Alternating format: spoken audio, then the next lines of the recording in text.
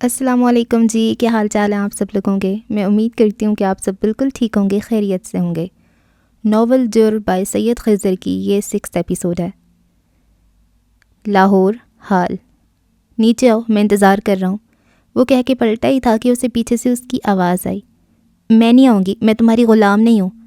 وہ 2 روز سے آنکھیں ملائے مضبوط لہجے میں کہہ رہی تھی، زبان پہ لگے زخم کی وجہ سے بولتے ہوئے درد ہو رہا تھا، دل اندر سے کانپ رہا تھا۔ اسے نہیں معلوم تھا کہ سامنے کھڑے شخص نے اس کی فیملی کو کس بے دردی سے قتل کیا ہے اور وہ اس کے ساتھ کیا کر سکتا ہے، مگر اسے ہمت کرنی تھی، مضبوط بننا تھا، اسے یہاں سے نکلنا تھا۔ میں اپنی بات نہیں دہراؤں گا ایرج۔ وہ اس کی طرف مڑا۔ اس نے نیلے رنگ کے کارگو پینٹس پہ سفید شرٹ اور سیاہ لیدر کی جیکٹ پہن رکھی تھی، سفید ٹی شرٹ کے گریبان سے سیاہ گلاسز جھلک رہے تھے۔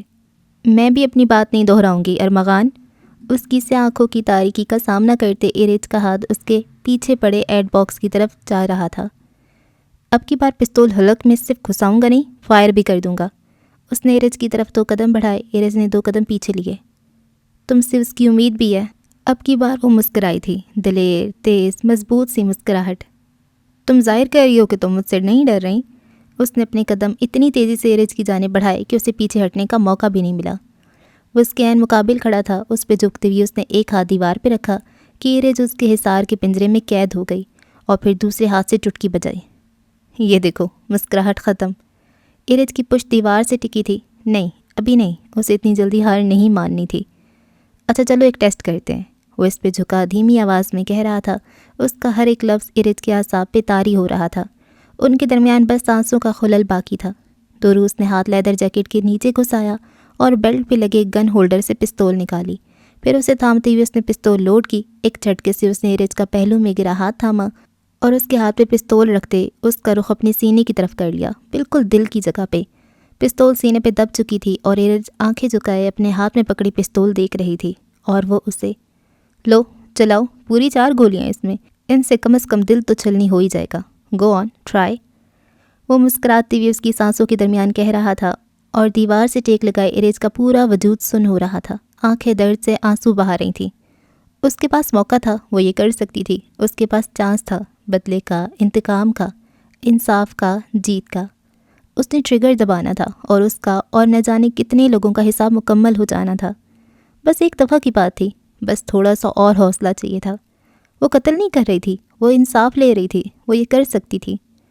اس نے پستول پہ اپنی انگلیاں مضبوط کی، وہ سامنے کھڑے شخص کی منحوس ہنسی سن سکتی تھی۔ اس نے کانپتے ہاتھوں سے ٹریگر کی طرف انگلیاں بڑھائیں، بس ایک فائر، بس ایک جھلک، اس کی اذیت کا حساب، اس کے زخموں کا حساب۔ ایرج کا پورا جسم پسینے میں نہا گیا تھا، پستول ہاتھ سے چھوٹ رہی تھی۔ تم، اس کے لب کھلے مگر جملہ ترتیب نہ دے پائے۔ میں تم نہیں ہوں، میں انسان ہوں، تم حیوان ہو۔ تمہارے پاس دل نہیں ہے، میرے پاس ہے۔ میں ایرج ہوں، میں مومن ہوں، تم ارمغان ہو جس کا کوئی خدا نہیں ہے۔ تم نہ مومن ہو نہ تمہارے پاس ایمان ہے، تم ابلیس کی اولاد۔ Shut up! وہ پہلی بار اس پہ چیخا تھا، وہ پہلی بار اتنی بلند آواز میں چلایا تھا جیسے آگ پہ پانی ڈال دیا گیا ہو، جیسے آگ میں کچھ جھلس رہا ہو۔ ایرج کا پورا جسم کانپ اٹھا تھا، اس کے ہاتھ سے پستول چھوٹ گئی۔ ہاں، نہیں ہے میرے پاس دل، کیونکہ میں لوزر نہیں ہوں۔ I am not that idiot جس نے تم سے محبت کی تھی، ایرج نے لرزتی آواز میں کہا تھا۔ کیا یہ وہی ارمغان تھا جس نے اس سے محبت کی تھی؟ کیا یہ وہی ارمغان تھا جس نے اسے ماضی کو دماغ میں دفن کرنے اور موو آن کرنے میں مدد کی تھی؟ وہ ارمغان تو مرہم تھا، یہ ارمغان تو زخم ہے۔ اسے ارمغان سے محبت ہوئی تھی یا نہیں، مگر اسے دوروز سے نفرت ضرور ہوئی تھی۔ Yes, I am not that loser, مگر تم ایرج ہی ہو، وہی Iraj, the great Iraj Javed Siddiqui, the sweet hopeless romantic, بزدل، ٹوٹی ہوئی، کمزور، ٹریش۔ اس کا جملہ، اس جملے کا ایک ایک لفظ ایرج کے کان میں کسی پگھلے ہوئے سیسے کی طرح آر پار ہوا تھا۔ اس کا ہر ایک لقب ایرج کے دل پہ کسی زہریلے تیر کا وار تھا جو اس کے دل کو چکنا چور کر چکے تھے۔ اس کی آنکھیں آنسوؤں کی جلن سے بھاری ہو رہی تھیں۔ اس نے اپنے ہاتھ پھر سے پیچھے ٹیبل تک لائے اور کچھ تلاش کیا۔ اس کے ہاتھ نرم روئی پہ لگے، پھر کسی دوائی پہ، پھر کسی ڈبے پہ، اور پھر اس نے نوکیلی کینچی پہ اپنی گرفت مضبوط کی، اور پھر ایک جھٹکے سے اس نے اپنی آنکھیں کھولیں۔ اگلی لمحے اس نے اپنے سامنے کھڑے شخص پہ وار کیا تھا۔ ٹو بیڈ، دوروس نے ہوا میں ہی ایرج کا ہاتھ مضبوطی سے تھاما۔ ننھی سی کینچی ہوا میں ہی ادوار رہ گئی تھی۔ پھر اس نے دوسرے ہاتھ سے ایرج کی انگلیوں میں پھنسی کینچی چھینی اور اپنی جیب میں ڈال لی۔ ایرج نے بے دم سے ہوتے ہوئے اپنی پشت دیوار سے ہٹائی۔ ایک زوردار جھٹکے سے اس نے اپنا ہاتھ دورس کی گرفت سے چھڑایا اور پھر دونوں ہاتھوں کو اس کے مضبوط سینے پہ جماتے ہوئے اس کو جان لگاتے ہوئے دوسری طرف دھکا دیا اور خود کو اس کے حصار سے آزاد کروایا۔ وہ 2 قدم پیچھے ہوا تھا۔ کمینے! پل بھر کی خاموشی کے بعد وہ چیخی تھی۔ دونوں ہاتھ بالوں میں پھنساتے اپنے درد سے پھٹتے سر کو قابو کرنا چاہا۔ اس کا پورا چہرہ لال ہو گیا تھا، آنسو کے تار در کے تار بہہ رہے تھے۔ جانور! وہ ایک بار پھر بآواز بلند دھاڑی تھی۔ اسے زبان پہ کچھ کڑوا سا ذائقہ محسوس ہوا تھا۔ زخم خراب ہونے کے باعث اس سے خون رس رہا تھا۔ وہ بال نوچتے ہوئے کسی پاگل کی طرح اپنے پیر زمین پہ مار رہی تھی۔ پھر دیوار کا سہارا لیتے وہ بیٹھتی چلی گئی۔ مجھے واپس لے جاؤ پلیز، مجھے میرے گھر لے جاؤ۔ اس نے اب دونوں ہاتھوں کو بالوں سے نکالتے ہوئے ساتھ جوڑے۔ اس کا جسم دیوار سے ٹیک لگا کر اب زمین چھو رہا تھا۔ مجھے اور تکلیف مت دو، مجھے میرے گھر لے جاؤ ارمغان۔ اس کا جسم زمین پہ لیٹ چکا تھا، منہ سے خون نکل رہا تھا، مگر ہاتھ اب بھی ویسے ہی معافی میں جڑے ہوئے تھے۔ میں نے تمہارا کیا بگاڑا تھا؟ میں نے… اس کے جملے آنسو اور ہچکیوں کی وجہ سے ادھورے رہ جا رہے تھے۔ 2 قدم دور کھڑا دوروس آنکھیں جھکائے اسے دیکھ رہا تھا اور دیکھ رہا تھا اور دیکھ رہا تھا۔ اس نے ایسا ریئیکشن اپنے وہم و گمان میں بھی نہیں سوچا تھا۔ وہ تو اس کی حفاظت کر رہا تھا۔ اس نے پھر کیسے ایرج کو خود ہی اذیت میں ڈال دیا تھا؟ اسے اندازہ ہی نہیں ہوا تھا۔ وہ تو… اس کے لب کبھی آپس میں ملتے، کبھی جدا ہوتے۔ وہ کچھ کہنا چاہ رہا تھا، مگر کیا؟ اس کے سامنے گھٹنے کے بل بیٹھتے اس نے اپنے ہاتھوں سے اس کے چہرے پہ آئے بال ہٹائے اور پہلی بار دوروس کو ایرج جاوید صدیقی کی تکلیف کا احساس ہوا تھا۔ وہ لب آپس میں دبائے بے آواز رو رہی تھی۔ اچھا چلو، اس نے بولتے ہوئے اپنے حلق میں کانٹے محسوس کیے تھے۔ اچھا اٹھو چلو۔ وہ اسے شانے سے تھامتے ہوئے اٹھا رہا تھا۔ پھر اس نے 8 باکس اٹھایا اور جلدی جلدی کوئی مرہم تلاش کیا۔ ایرج نے دوروس کے ہاتھوں کو جھٹک دیا۔ مجھے میری فیملی کے پاس لے جاؤ، مجھے میری جان بخش دو۔ وہ کھانستے ہوئے خود کو خود کے رحم و کرم پہ اٹھا رہی تھی۔ اوکے۔ دوروس نے پھر سے اس کو شانوں سے تھاما۔ ایرج نے پھر اس کے ہاتھ جھٹک دیے۔ میں خود اٹھ سکتی ہوں۔ اس کی نظریں دوروس پہ نہیں تھیں مگر دوروس کی اسی پہ تھیں۔ میں بھی اٹھا سکتا ہوں، اسی لیے اٹھا رہا ہوں۔ اس نے ایک بار پھر ایرج کو شانوں سے تھاما۔ اب کی بار اس کی گرفت مضبوط تھی۔ مجھ پہ ایک احسان کر دو، مجھے یہاں سے جانے دے دو، مجھے میری فیملی کے پاس لے جاؤ۔ وہ اب رو نہیں رہی تھی مگر اس کی آواز ٹوٹی ہوئی تھی۔ اس نے اب کی بار دوروس کا ہاتھ نہیں جھٹکا تھا۔ اوکے، مگر پہلے تمہیں میرے ساتھ کہیں چلنا ہوگا۔ اس نے تحمل سے ایرج کو بستر پہ بٹھایا اور خود گھٹنوں کے بل بیٹھتے اس کے ہاتھ پہ لگے زخم پر مرہم لگانے لگا۔ اس کی کہی بات پہ ایرج نے اسے عجیب سی نظروں سے دیکھا۔ ٹرسٹ میں تمہیں کوئی اذیت، کوئی تکلیف نہیں دوں گا۔ اس نے چہرہ اٹھا کے اس کی آنکھوں میں دیکھا۔ اس کے ماتھے پہ سلوٹیں ابھری ہوئی تھیں اور بال بکھرے ہوئے۔ اذیت اور تکلیف تو تم دے چکے ہو دوروس، ایسا وعدہ کرو جس پہ میں یقین بھی لا سکوں۔ سر دوسری طرف جھٹکتے اس نے اپنے ہاتھ اس کے ہاتھ سے ہٹا لیے تھے۔ اس نے پہلی بار اسے دوروس کہا تھا اور دوروس کے دل نے التجا کی تھی کہ وہ اسے ہمیشہ ارمغان کہے۔ اس کے لیے تو کبھی بھی دوروس بننا نہیں چاہتا تھا۔ میں تمہیں تمہاری فیملی سے ملواؤں گا ایرج۔ ابھی ہماری کہانی کا ایک آخری باب ادھورا رہتا ہے جس کا انجام تم نے لکھنا ہے۔ وہ اس کی آنکھوں میں جھانکتے ہوئے بولا تھا۔ ایرج ناسمجھی سے اسے دیکھتی رہی۔ اس نے انگلی پہ دوا لگاتے ایرج کے منہ کی طرف کی اور اسے اجازت چاہی۔ اس کو بلا دو جس نے پہلے دوا لگائی تھی۔ اس نے دوروس کو منہ پہ انکار کر دیا۔ وہ ضبط کرتے وہاں سے اٹھ گیا تھا۔ دوروس کے جانے کے بعد کمرے میں تارا آئی تھی۔ فوراً سے ایرج کے ساتھ کرسی رکھ کے بیٹھی اور دوا لگانا شروع کر دی۔ ایرج منہ کھولے اسے دوا لگواتے دیکھ رہی تھی۔ وہ اوور ویٹ نہیں تھی مگر ہیلدی تھی۔ آنکھیں بھوری تھیں اور بال سیاہ نہایت کر لی۔ جب اس نے دوا لگا لی تو ایرج اسے چند لمحے بغور دیکھتی رہی۔ تمہیں بھی اغوا کیا ہوا ہے نا؟ تم بھی یہاں زبردستی لائی گئی ہو؟ وہ افسوس اور دکھ سے اسے دیکھتے کہہ رہی تھی۔ تارا کو چند سیکنڈ تو سمجھ نہیں آیا کہ وہ کیا بات کر رہی ہے۔ پھر اس نے مسکراتی ہوئی ایرج سے وضاحت مانگی۔ میں آپ کی بات سمجھی نہیں۔ ایرج اسے اب بغور دیکھ رہی تھی۔ ضرور وہ دوروس کے ڈر سے چپ تھی۔ تمہیں دوروس نے اغوا کیا ہے نا؟ اس نے ایسے کہا جیسے یہی حقیقت ہو۔ نہیں، بالکل نہیں، باس مجھے اغوا کیوں کریں گے؟ وہ حیرت اور ناسمجھی سے اسے دیکھتی رہی۔ تم یہاں اپنی مرضی سے ہو؟ ایرج کو اس کی بات عجیب لگی تھی۔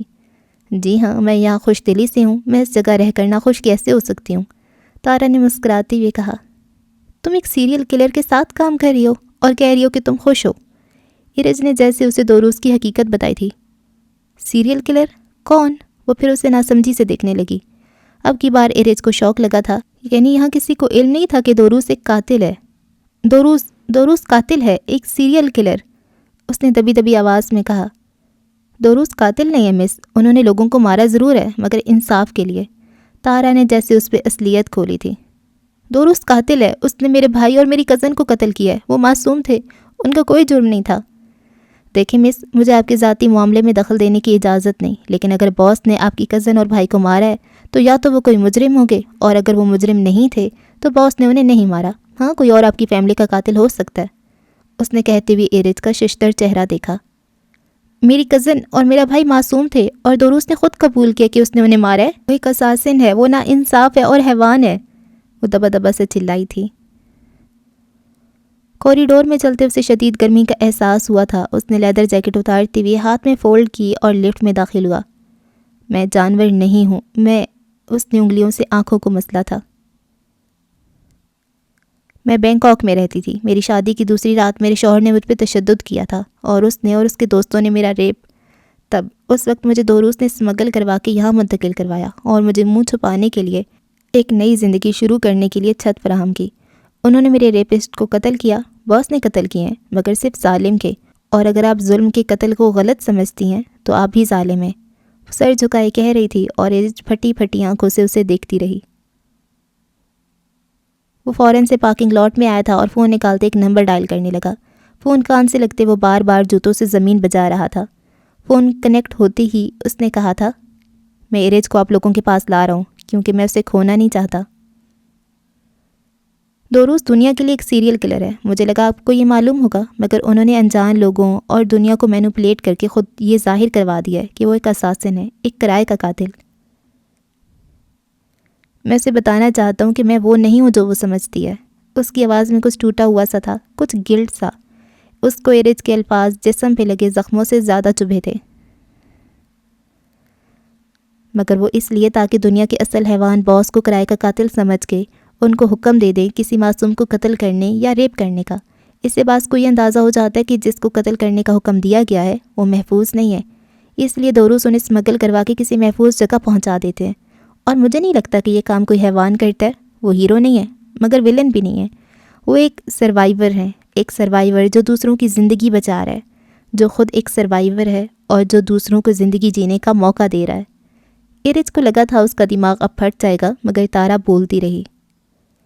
مجھے نہیں معلوم کہ وہ آپ لوگوں سے ملنے اور آپ لوگوں کو دیکھنے کی سکت رکھتی ہے یا نہیں، مگر میں اب اسے کھو نہیں سکتا۔ جب میں اس کے اتنا نزدیک ہوں، میں اسے اب کھو نہیں سکتا۔ اس نے آنکھیں بند کر لی تھیں۔ اگر آپ کہہ رہی ہیں کہ آپ کی کزن اور آپ کے بھائی معصوم تھے اور دوروس نے ان کا قتل کیا ہے، تو مجھے لگتا ہے کہ آپ کی کزن اور آپ کا بھائی کسی حیوان کی پہنچ کے قریب تھے اور محفوظ نہیں تھے۔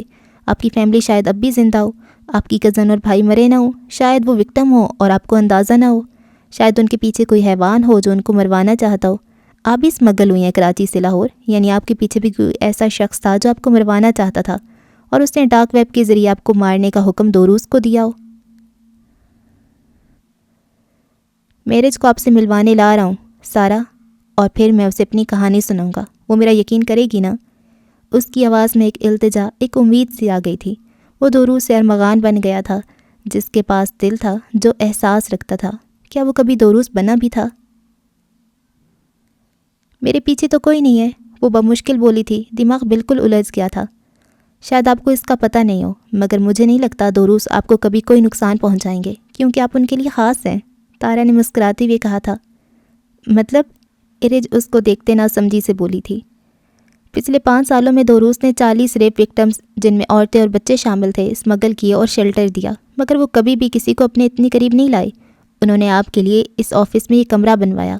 پچھلے 5 سالوں میں انہوں نے کسی کے لیے اتنی مشقت نہیں کی، وہ منہ سے نہیں کہتے، مگر آفس میں سب جان چکے ہیں کہ وہ آپ کا یقین ضرور کرے گی ارمغان، دوسری طرف سے کسی نے پھٹی پھٹی آواز میں کہا تھا۔ وہ زخمی سا مسکرایا تھا۔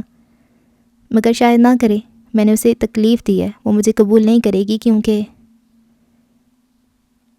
ایرج نے اس کی بات کاٹی تھی۔ اس کی حیرانی پہ وہ کھل کے مسکرائی کہ وہ آپ کو پسند کرتے ہیں مس۔ میں اس کو پسند کرتا ہوں، مگر وہ مجھے پسند نہیں کرتی۔ اس کی آواز میں ایک خراش سی آئی تھی. ایک زخم تھا اس کی آواز میں جس کا کوئی مرہم نہیں. ہو نہیں سکتا، ایرج نے سوچا تھا. اسے سمجھ نہیں آ رہا تھا کہ وہ کیا بولے، کیا ریئیکٹ کرے. اس نے تارا کا ہاتھ تھاما. مجھے آپ کے لیے افسوس ہو رہا ہے. آئی ایم سوری کہ آپ کو ایک ٹاکسک ریلیشن شپ میں رہنا پڑا. آپ یہ ڈیزرو نہیں کرتی تھی. اس نے تارا کی آنکھوں میں دیکھا تھا، ان میں نمی جھلک رہی تھی. کوئی بھی شخص چاہے کتنا بھی اچھا ہو، کتنا بھی برا ہو، وہ ریپ ڈیزرو نہیں کرتا مس. اس نے ایرج کا ہاتھ اور مضبوطی سے تھاما تھا. ان چند لمحوں میں تارا کی چند باتوں نے ایرج کا دل پلٹنا شروع کر دیا تھا. اسے ارمغان سے محبت ہوئی تھی یا نہیں، اسے دوروز سے نفرت کم ہونے لگی تھی. مگر اب بھی چند سوالات تھے جن کا جواب اسے ارمغان سے پوچھنا تھا. لاہور حال. اگر تمہیں لگ رہا ہے کہ میں اس پہ بیٹھوں گی تو بھول ہے تمہاری. وہ دونوں اب لاہور کے ہلکے سرد ہلکے خشک موسم میں پارکنگ میں کھڑے تھے. دوروز نے لیدر جیکٹ واپس پہن لی تھی اور اب ہاتھ پہ دستانے پہن رہا تھا. ایرج کا چہرہ پہلے سے کافی تر و تازہ لگ رہا تھا. وہ اب سفید یونیفارم کی جگہ جینس کے کپڑے کی فراک میں ملبوس تھی. ساتھ سفید ٹراؤزر اور سرخ دوپٹے گلے میں مفلر کی طرح پہن رکھا تھا. ولف کٹ بال جو اب کافی لمبے ہو گئے تھے وہ اونچی پونی ٹیل میں بندھے تھے اور آنکھوں پہ بڑے بڑے چشمے موجود تھے. وہ دوروز سے سب پوچھنے والی تھی مگر اس نے کہا تھا کہ اسے کوئی اہم بات کرنی ہے تو اس نے پہلے پوچھنے کا خیال ترک کر دیا. شاید وہ اسی سلسلے میں بات کرنے والا ہو، اس نے سوچا تھا. دوروز نے بھی اسے کچھ نہیں کہا تھا، البتہ اس کا لہجہ اب بہت دھیما اور نرم ہو گیا تھا. میں اس پہ بیٹھ ہی نہیں سکتی. ایرج نے دوروز کی اکتائی ہوئی شکل دیکھتے ہوئے سرنفی میں ہلایا. اسے گہری سانس لیتے غور سے دیکھنے لگا. پچھلے 15 منٹ سے وہ اس کی خوشامد کر رہا تھا کہ وہ اس کی بائک پہ بیٹھ جائے، مگر وہ اپنی بات پہ ٹس سے مس نہیں ہو رہی تھی. دوروز نے ہیلمٹ اتارا اور اپنی یاما R7 سے ٹیک لگاتے اسے دیکھنے لگا. ہم گاڑی میں نہیں جا سکتے کیونکہ وہ موجود نہیں ہے ایکوریس، اس نے کہا. ہم انتظار کر لیتے ہیں. اور میرا نام ایرج ہے، مجھے وہی بولو. ایکوریس کیا ہے یہ؟ وہ مفلر نما دوپٹے کو ٹھیک کرتے مشورہ دینے لگی. گاڑی رات میں آئے گی اور ہمیں ابھی جانا ہے، اور میں ایکوریس اس لیے بولتا ہوں کیونکہ اس میں تم منفرد لگتی ہو. وہ بائک پہ کوہنی ٹکائے اسے مدھم مسکراہٹ سے دیکھنے لگا. کیسے؟ وہ ناسمجھی سے اسے دیکھنے لگی. تم ایکوریس ہو اور میں ایریز. تم آب ہو اور میں آگ ہوں. تم ایرج ہو، میں ارمغان ہوں. اس نے ایرج سے نظریں ملاتے وضاحت کی. دونوں ایک دوسرے کے لیے نہیں بنے. وہ فراک کے پاکٹ میں ہاتھ ڈالتی بولی تھی. اس کی آواز میں طنز عیاں تھا مگر اس کے اگلے جملے پہ اس کی آنکھوں میں کچھ ابھرا تھا. میں اپنی آنکھ کو راکھ کرنا جانتا ہوں ایرج. اس کی مسکراہٹ سے مٹ گئی. وہ اسے عجیب سی مسکراہٹ سے دیکھتی رہی. اس نے کچھ نہیں بولا تو دوروز نے اس کو ایک چھوٹا سا سفید ہیلمٹ تھما دیا. چلو بیٹھو. وہ خود بائک پہ بیٹھتے ہیلمٹ پہنتے بولا تھا. میں اس پہ گر جاؤں گی. وہ سپر بائک کو دیکھتے کہنے لگی. نہیں گرو گی اگر مضبوطی سے تھامے رکھا. اس نے ایرج کو ہیلمٹ پہنتے دیکھا. مگر میں تھاموں گی کیا؟ اس نے مشکلوں سے اپنا منہ اس ڈبے میں ڈالا. مجھے تھام لینا یا میری جیکٹ کو، اس نے چابی گھماتے ہوئے کہا. مر کے بھی تمہیں ہاتھ نہ لگاؤں. اس نے کہا تو سرگوشی میں تھا مگر دوروز نے سن لیا. ہینڈل ہے پیچھے، اسے پکڑ لینا. اور پھر اس کے ہیلمٹ کا شیشہ نیچے کر لیا. وہ گھبراتی ہوئی بائک پہ بیٹھی اور ہینڈل تھاما ہی تھا کہ بائک کی زناٹے دار آواز سے اس نے فوراً اس کے شانے تھامے تھے. وہ مسکرایا. پارکنگ سے بائک باہر نکالتے ہی اس نے رفتار تیز کر دی تھی. جس رفتار پہ وہ بائک چلا رہا تھا اس پہ ایرج بائک کا ہینڈل پکڑتی تو گر کے مر جاتی. ایرج نے اس کے شانوں کو اور مضبوطی سے تھاما اور آہستہ چلاؤ کی پکار لگائی جسے دوروز نے مہارت سے اگنور کر دیا. ہم جا کہاں رہے ہیں؟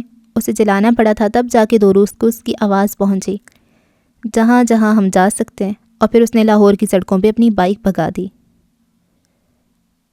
وہ دونوں بائک پہ تقریباً پورا لاہور گھومے، اندرون لاہور سے مینار پاکستان تک، بادشاہی مسجد سے چھوٹے موٹے پارک تک. وہ دونوں اب بائک پارک کرتے اترے اور ہیلمٹ سر سے اتارا.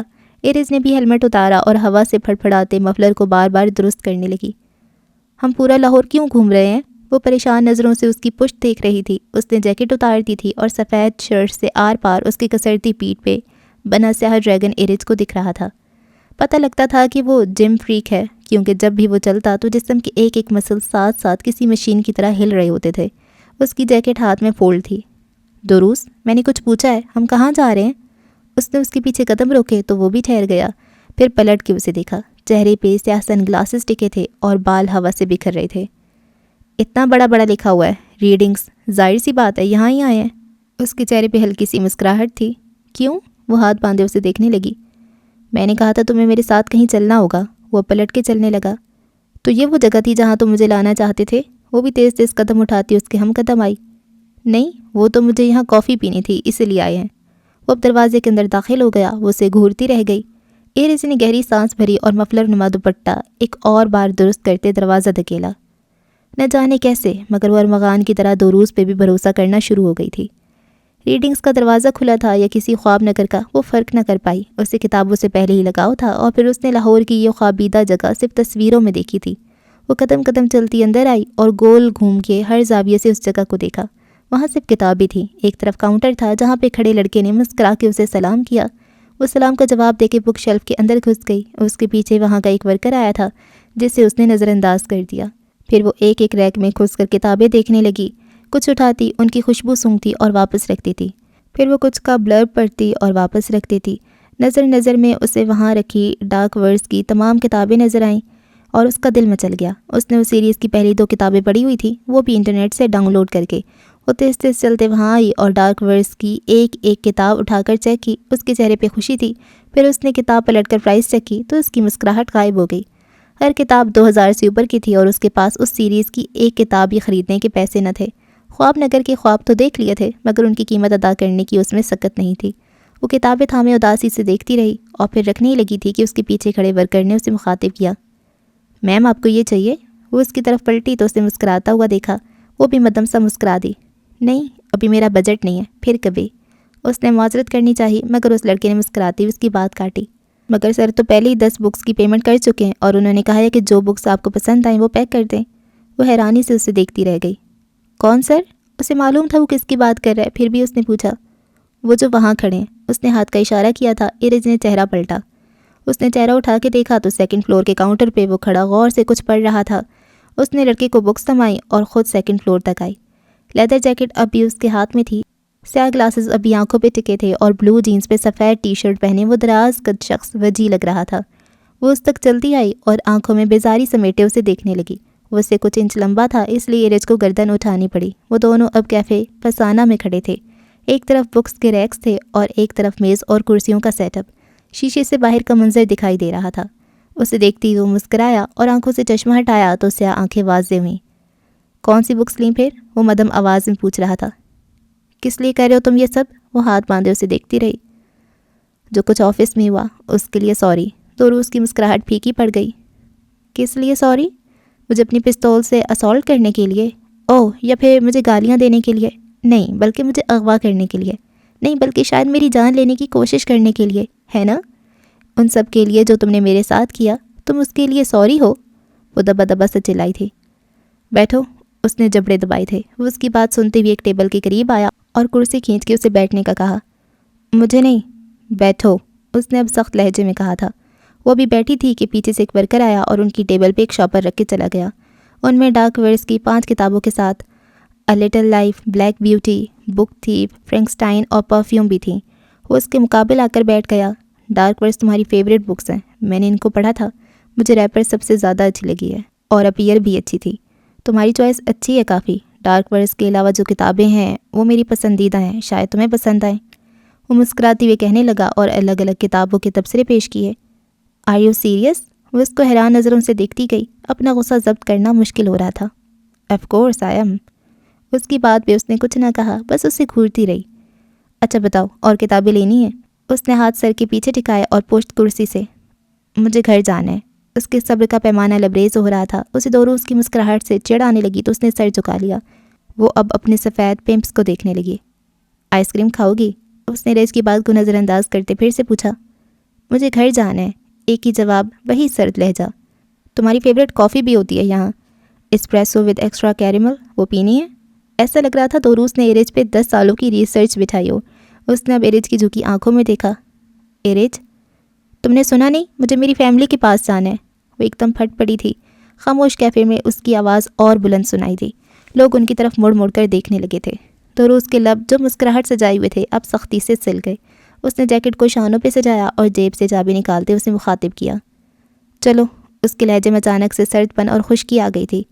اب کہاں لے جا رہے ہو مجھے تم؟ اس نے بیٹھے بیٹھے پوچھا تھا۔ جہاں جانے کی تم نے رٹ لگائی ہوئی ہے، تمہاری فیملی کے پاس۔ وہ اس کو وہیں چھوڑ کے سیڑھیاں اترنے لگا۔ ایرج اس کی آنکھوں میں اٹھتے انگاروں کو دیکھ سکتی تھی۔ اس کی بائک سرمئی گھر کے عین سامنے آ کے رکی۔ اس نے ہیلمٹ کو تقریباً کھینچتے ہوئے اتارا۔ اترو۔ اس نے ایرج کو بائک سے اترنے کا کہا۔ نہایت سرد لہجہ تھا۔ اس کا انداز عجیب سا ہو گیا تھا۔ ارج نے اسے نفرت سے بھی بات کرتے دیکھا تھا اور نرمی سے بھی، مگر یہ کچھ الگ تھا، جیسے کسی مردے کی آواز ہو۔ وہ بائک سے اترتے نہ سمجھی سے اسے دیکھنے لگی۔ وہ اسے کچھ کہے بنا گھر کا دروازہ کھولنے لگا۔ چلو، دروازہ کھولتے ہوئے اس نے باہر کھڑی ارج کو اندر آنے کا کہا۔ میں یہاں نہیں جاؤں گی، مجھے گھر جانا ہے۔ گھر کے اندر بالکل گپ اندھیرا تھا اور دھول مٹی اڑ رہی تھی۔ وہ گھر کے اندر جھانک رہی تھی کہ اسے اپنی کلائی پہ کسی کی انگلیاں محسوس ہوئیں، اور اس سے پہلے کہ وہ کچھ سمجھ پاتی وہ گھر کے اندر تھی۔ دروس نے اس کی کلائی کو اتنی مضبوطی سے پکڑا ہوا تھا کہ اس کے ہاتھوں کی نسیں ابھرنے لگی تھیں۔ وہ ایک ہاتھ سے دروازہ بند کر رہا تھا اور دوسرے ہاتھ سے اسے تھاما ہوا تھا۔ اس اندھیرے میں بس دروس کی سلوٹیں نظر آ رہی تھیں، اور پھر اس نے ایک جھٹکے سے ارج کا ہاتھ چھوڑ دیا۔ اندھیرے کے باعث کچھ بھی واضح نہیں ہو رہا تھا، مگر وہ اپنے قدم پیچھے لینے لگی کہ اس کی پشت کسی شیشے سے ٹکرائی۔ وہاں کھڑکی سے روشن کرنیں آ رہی تھیں۔ اس نے گردن گھما کے دیکھا تو اس کی پشت کسی تصویر سے ٹکی ہوئی تھی، اور پھر اس نے اندھیرے سے ابھرتے دروس کو دیکھا۔ ایک وحشت اس کے پورے جسم پہ رینگ گئی۔ یہ تم کیا کر رہے ہو؟ اس نے ڈر اور دلیری کے ملے جلے انداز میں اسے مخاطب کیا۔ دروس چھوٹے چھوٹے ڈگ بھرتا اس کے قریب آتا گیا۔ دروس قدم بڑھاتے گیا اور وہ دیوار میں دھنسنے کی کوشش کرتی رہی۔ پھر اس کے قدم ارج سے 2 قدم کی دوری پہ رک گئے۔ اس نے جیب سے ایک لائٹر نکالا۔ اس نے ایک ہاتھ ارج کے سر کے تھوڑے اوپر دیوار پہ لگی تصویر پہ ٹکایا اور دوسرے ہاتھ سے لائٹر اس کی گردن کے قریب جلانے لگا۔ ارج اپنی گردن پہ شعلے کی گرماہٹ محسوس کر سکتی تھی۔ یہ کیا کر رہے ہو تم؟ وہ اس کی آنکھوں میں دیکھتے ہوئے کہنے لگے۔ تمہیں جاننا تھا نا کہ میں تمہیں لاہور کیوں لایا اور تمہیں قید کیوں کر لیا؟ اس کی آواز میں خون سی روانی اور کھائی سی خاموشی تھی۔ تمہیں جاننا تھا نا کہ میں نے تمہارے بھائی اور کزن کو کیوں مارا؟ وہ اب ویسی لائٹر جلا بجھا رہا تھا، اور ارج کے دل میں تارا کی باتوں سے جو امید اجاگر ہوئی تھی وہ ٹوٹ گئی۔ اس کے سامنے ایک قاتل کھڑا تھا۔ وہ اس کی آنکھوں میں جلتے انگارے کو دیکھ رہی تھی جو لائٹر کے شعلے کو آئینہ دے رہے تھے۔ میں بتاؤں گا تمہیں ایک ایک بات، ایک ایک راز، وہ کہتے ہوئے پیچھے ہٹ گیا۔ ارج نے ایک سانس خارج کی، مگر اگلی سانس ہی حلق میں اٹک گئی۔ دروس اپنی پستول نکال رہا تھا اور پھر اس نے پستول لوڈ کی۔ پھر تمہیں معلوم ہوگا کہ میں جانور ہوں، حیوان ہوں، یا پھر ایک عام سا انسان۔ وہ اس سے 2 قدم اور دور ہوا، مگر ارج کی پشت شیشے کی تصویر سے نہ ہلی۔ آؤ ارج، اس نے ارج کی دائیں گال کی طرف کا نشانہ لیا اور ٹریگر دباتے فائر کیا۔ گولی ارج کے کان سے کچھ فاصلے پہ جا کر دیوار میں پیوست ہو گئی، مگر ارج کا کان سن ہو گیا اور گولی کی گرماہٹ محسوس ہونے لگی۔ اس کی آنکھیں اتنے زور سے بند تھی کہ آنکھوں میں درد ہونے لگا۔ وہ مدھم سا چلائی تھی۔ شیشے کے کریک ہونے کی آواز آئی۔ میں تمہیں سناؤں اپنی کہانی؟ اس نے پستول کا نشانہ ایک بار پھر ارج کی طرف کیا، مگر اس بار دائیں گال کی جانب، اور دروس نے پھر سے فائر کیا، اور اس بار اس نے شیشے کے چکنا چور ہونے کی آواز سنی۔ ساتھ اس نے اپنے سر پہ شیشے کا ٹکڑا محسوس کیا کہ اس نے دروس کو اس کی کلائی تھامتے دیکھا۔ دروس نے ایک جھٹکے سے ارج کو اپنی طرف کھینچا تھا۔ ارج اس کے جھٹکے کی وجہ سے اس کی دھڑ اور گردن سے جا لگی، اور ارج کے پیچھے آویزاں شیشے کی تصویر جس پہ کوئی بوڑھا آدمی تھا چکنا چور ہوتے زمین بوس ہو گئی۔ پوری زمین سے دھول کی ایک لہر اٹھی، مگر وہ دونوں ارد گرد سے بے نیاز ایک دوسرے کی آنکھوں میں دیکھ رہے تھے۔ ارج کا ہاتھ اس کے کندھے پہ تھا، مگر دروس نے اسے چھوا بھی نہیں۔ اس نے ارج کا ہاتھ بھی چھوڑ دیا تھا۔ میں تمہیں سناتا ہوں ارمغان کی کہانی، ارمغان سے دروس بننے تک کی کہانی۔ ارج نے اس کی آنکھوں کو محسوس کیا تھا۔ جو شعلہ ان پہ جل رہا تھا وہ اب راکھ ہو گیا تھا۔ اس کی آنکھیں اب سنسان ہو گئی تھیں، جیسے ان آنکھوں سے جان نکل گئی ہو، نہ نفرت نہ محبت۔ اور پھر میں تم سے ایک سوال پوچھوں گا کہ اس کی آواز پہ ارج کی سانس رکی تھی۔ نہ جانے کون سی دل کی شاخ کس لڑی سے جڑ گئی تھی کہ کیا میں تمہاری زندگی کا حصہ بن سکتا ہوں؟ اس کی آواز پہ ارج نے آنکھیں بند کر لیں اور کان اس کے دل سے لگایا۔ اس کا دل برق رفتاری سے دھڑک رہا تھا، اور اس کی گہری سانسیں ارج کے دل و دماغ میں بستی جا رہی تھیں۔ دروس نے گہری سانس لیتے بولنا شروع کیا۔ لاہور، ماضی۔ تو ان کے پیچھے بھاگا، بے چینیوں میں راتیں جاگا، رشتوں میں پیار نہیں دیکھا، بھرم زیادہ۔ ہادی آپی کے علاوہ مجھے شاید ہی کسی اور پہ اتنا یقین تھا۔ وہ میرے لیے کسی سپر وومن سے کم نہیں تھی۔ جب سے میں اس گھر میں پیدا ہوا ہوں، تب سے میں نے صرف ایک ہی انسان کو اتنا مثبت سوچ رکھے دیکھا ہے، ہادی آپی۔ میری راہ، میری گائیڈ، مجھے بچپن سے صحیح غلط کی تمیز کرواتی، مجھے حلال حرام کی تصدیق کرواتی، مجھے اٹھنے بیٹھنے کا طریقہ سکھایا، مجھے انصاف کے لیے لڑنا سکھایا۔ مگر بات جب ان کی زندگی کی آئی تو انہوں نے زندگی کے اصول چھوڑ کر صبر کا پیمانہ تھام لیا۔ مجھے کبھی کبھی ان پہ بہت غصہ آتا ہے، مگر میں ان کو کبھی کچھ نہیں کہتا۔ مجھے ان پہ ترس آتا ہے۔ میری آنکھوں کے سامنے جو ان کے ساتھ ہوا، اس نے میری نظروں میں میرے گھر والوں کو گرا دیا اور ہادی آپی کو آسمان پہ پہنچا دیا تھا۔ ہادی آپی کو ابا بیلٹ سے مارتے ہیں روز، مسجد میں مولانا بنتے ہیں مگر گھر میں امی بھی ہادی آپی کو بہت ڈانٹتی ہیں۔ ان کے چہرے پہ نیل پڑ گئے ہیں، ان کا جسم زخموں سے بھر گیا ہے۔ میرا گھر 3 منزلہ گھر تھا جس کی سرمئی دیواریں اس گھر میں رہنے والے لوگوں کی غیرت کی عکاسی کرتی تھیں۔ سب سے نیچے والے حصے میں ہادی آپی، ابا اور امی رہتے تھے۔ اس سے اوپر والے حصے میں چاچو اور آمنہ چاچی رہتی تھیں۔ چاچو کی شادی کو 2 سال ہی ہوئے تھے مگر ان کے بچے نہیں تھے، پتہ نہیں کیوں، مگر ان کی وجہ سے گھر کا ماحول ہمیشہ خراب رہتا تھا۔ وہ دونوں بے حد جاہلانہ انداز میں لڑتے تھے اور تھپڑ کی آواز پہ ابا اوپر جاتے اور لڑائی ختم کرواتے۔ میں جب اوپر جانے لگتا تو امی مجھے بازو پکڑ کے روک لیتی، نہ جانے وہ ایسا کیوں کرتی تھی۔ میں نے کبھی ہادی آپی سے نہیں پوچھا۔ ہادی آپی تو گھر سے اتنا لاتعلق اور کٹی کٹی رہتی ہیں کہ مجھے کبھی کبھار لگتا کہ وہ اس گھر کی فرد نہیں، یا جیسے وہ اس گھر کی نوکرانی ہے۔ ہادی آپی تمام گھر کے سارے کام خود کرتی تھی۔ کبھی کبھار میں ان کی مدد کرتا تو امی بولتی کہ یہ لڑکیوں کے کرنے کے کام ہیں۔ وہ ہادی آپی کو سسرال جانے کے لیے ٹرین کر رہی ہیں۔ مجھے امی کی یہ باتیں بھی بچکانہ لگتی، سرف ڈال کے مشین گھمانے میں، اسپنج صابن سے لگا کے پلیٹ دھونے میں اور جھاڑو کو زمین پہ رنگوانے سے کون سا لڑکا لڑکی بنتا ہے بھلا۔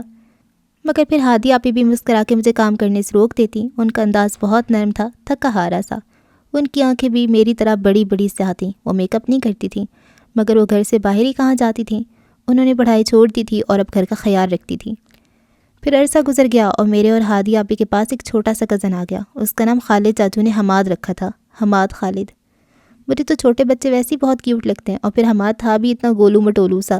ہم 3 ساتھ کھیلتے، مگر میرے ذہن میں ایک بات بہت کھٹکتی۔ حماد کا خیال زیادہ تر ہادی آپی رکھتی۔ آمنہ چچی جاب پہ چلی جاتی تھیں اور چاچو بظاہر تو ہمیں کہتے کہ کام سے جا رہے ہیں، لیکن ہم سب کو علم تھا کہ وہ آہستہ آہستہ اپنے پیسے جوئے میں اڑا رہے تھے۔ ان کی فیملی میں بس کماؤ پوت آمنہ چاچی ہی تھیں جن کو ہر وقت ہی غصہ چڑھا ہوا رہتا۔ وہ ہادی آپی پہ بہت غصہ کرتی تھیں۔ ایک دن تو انہوں نے ہادی آپی کو تھپڑ بھی مارا تھا۔ میں نے جب امی سے ان کی شکایت کی تو امی ان کے سامنے ایسی بھیگی بلی بن گئی جیسے وہی اس گھر کی مالکن ہو۔ میں نے ایک دن غصے میں آ کر ہادی آپی کو کہا کہ وہ خود کے ساتھ ظلم کیوں ہونے دیتی ہیں، خود کو اذیت میں کیوں رکھتی ہیں، وہ برداشت کیوں کرتی ہیں۔ تو انہوں نے اٹھ کے مجھے گلے سے لگایا اور پھر وہ پھوٹ پھوٹ کے روئیں۔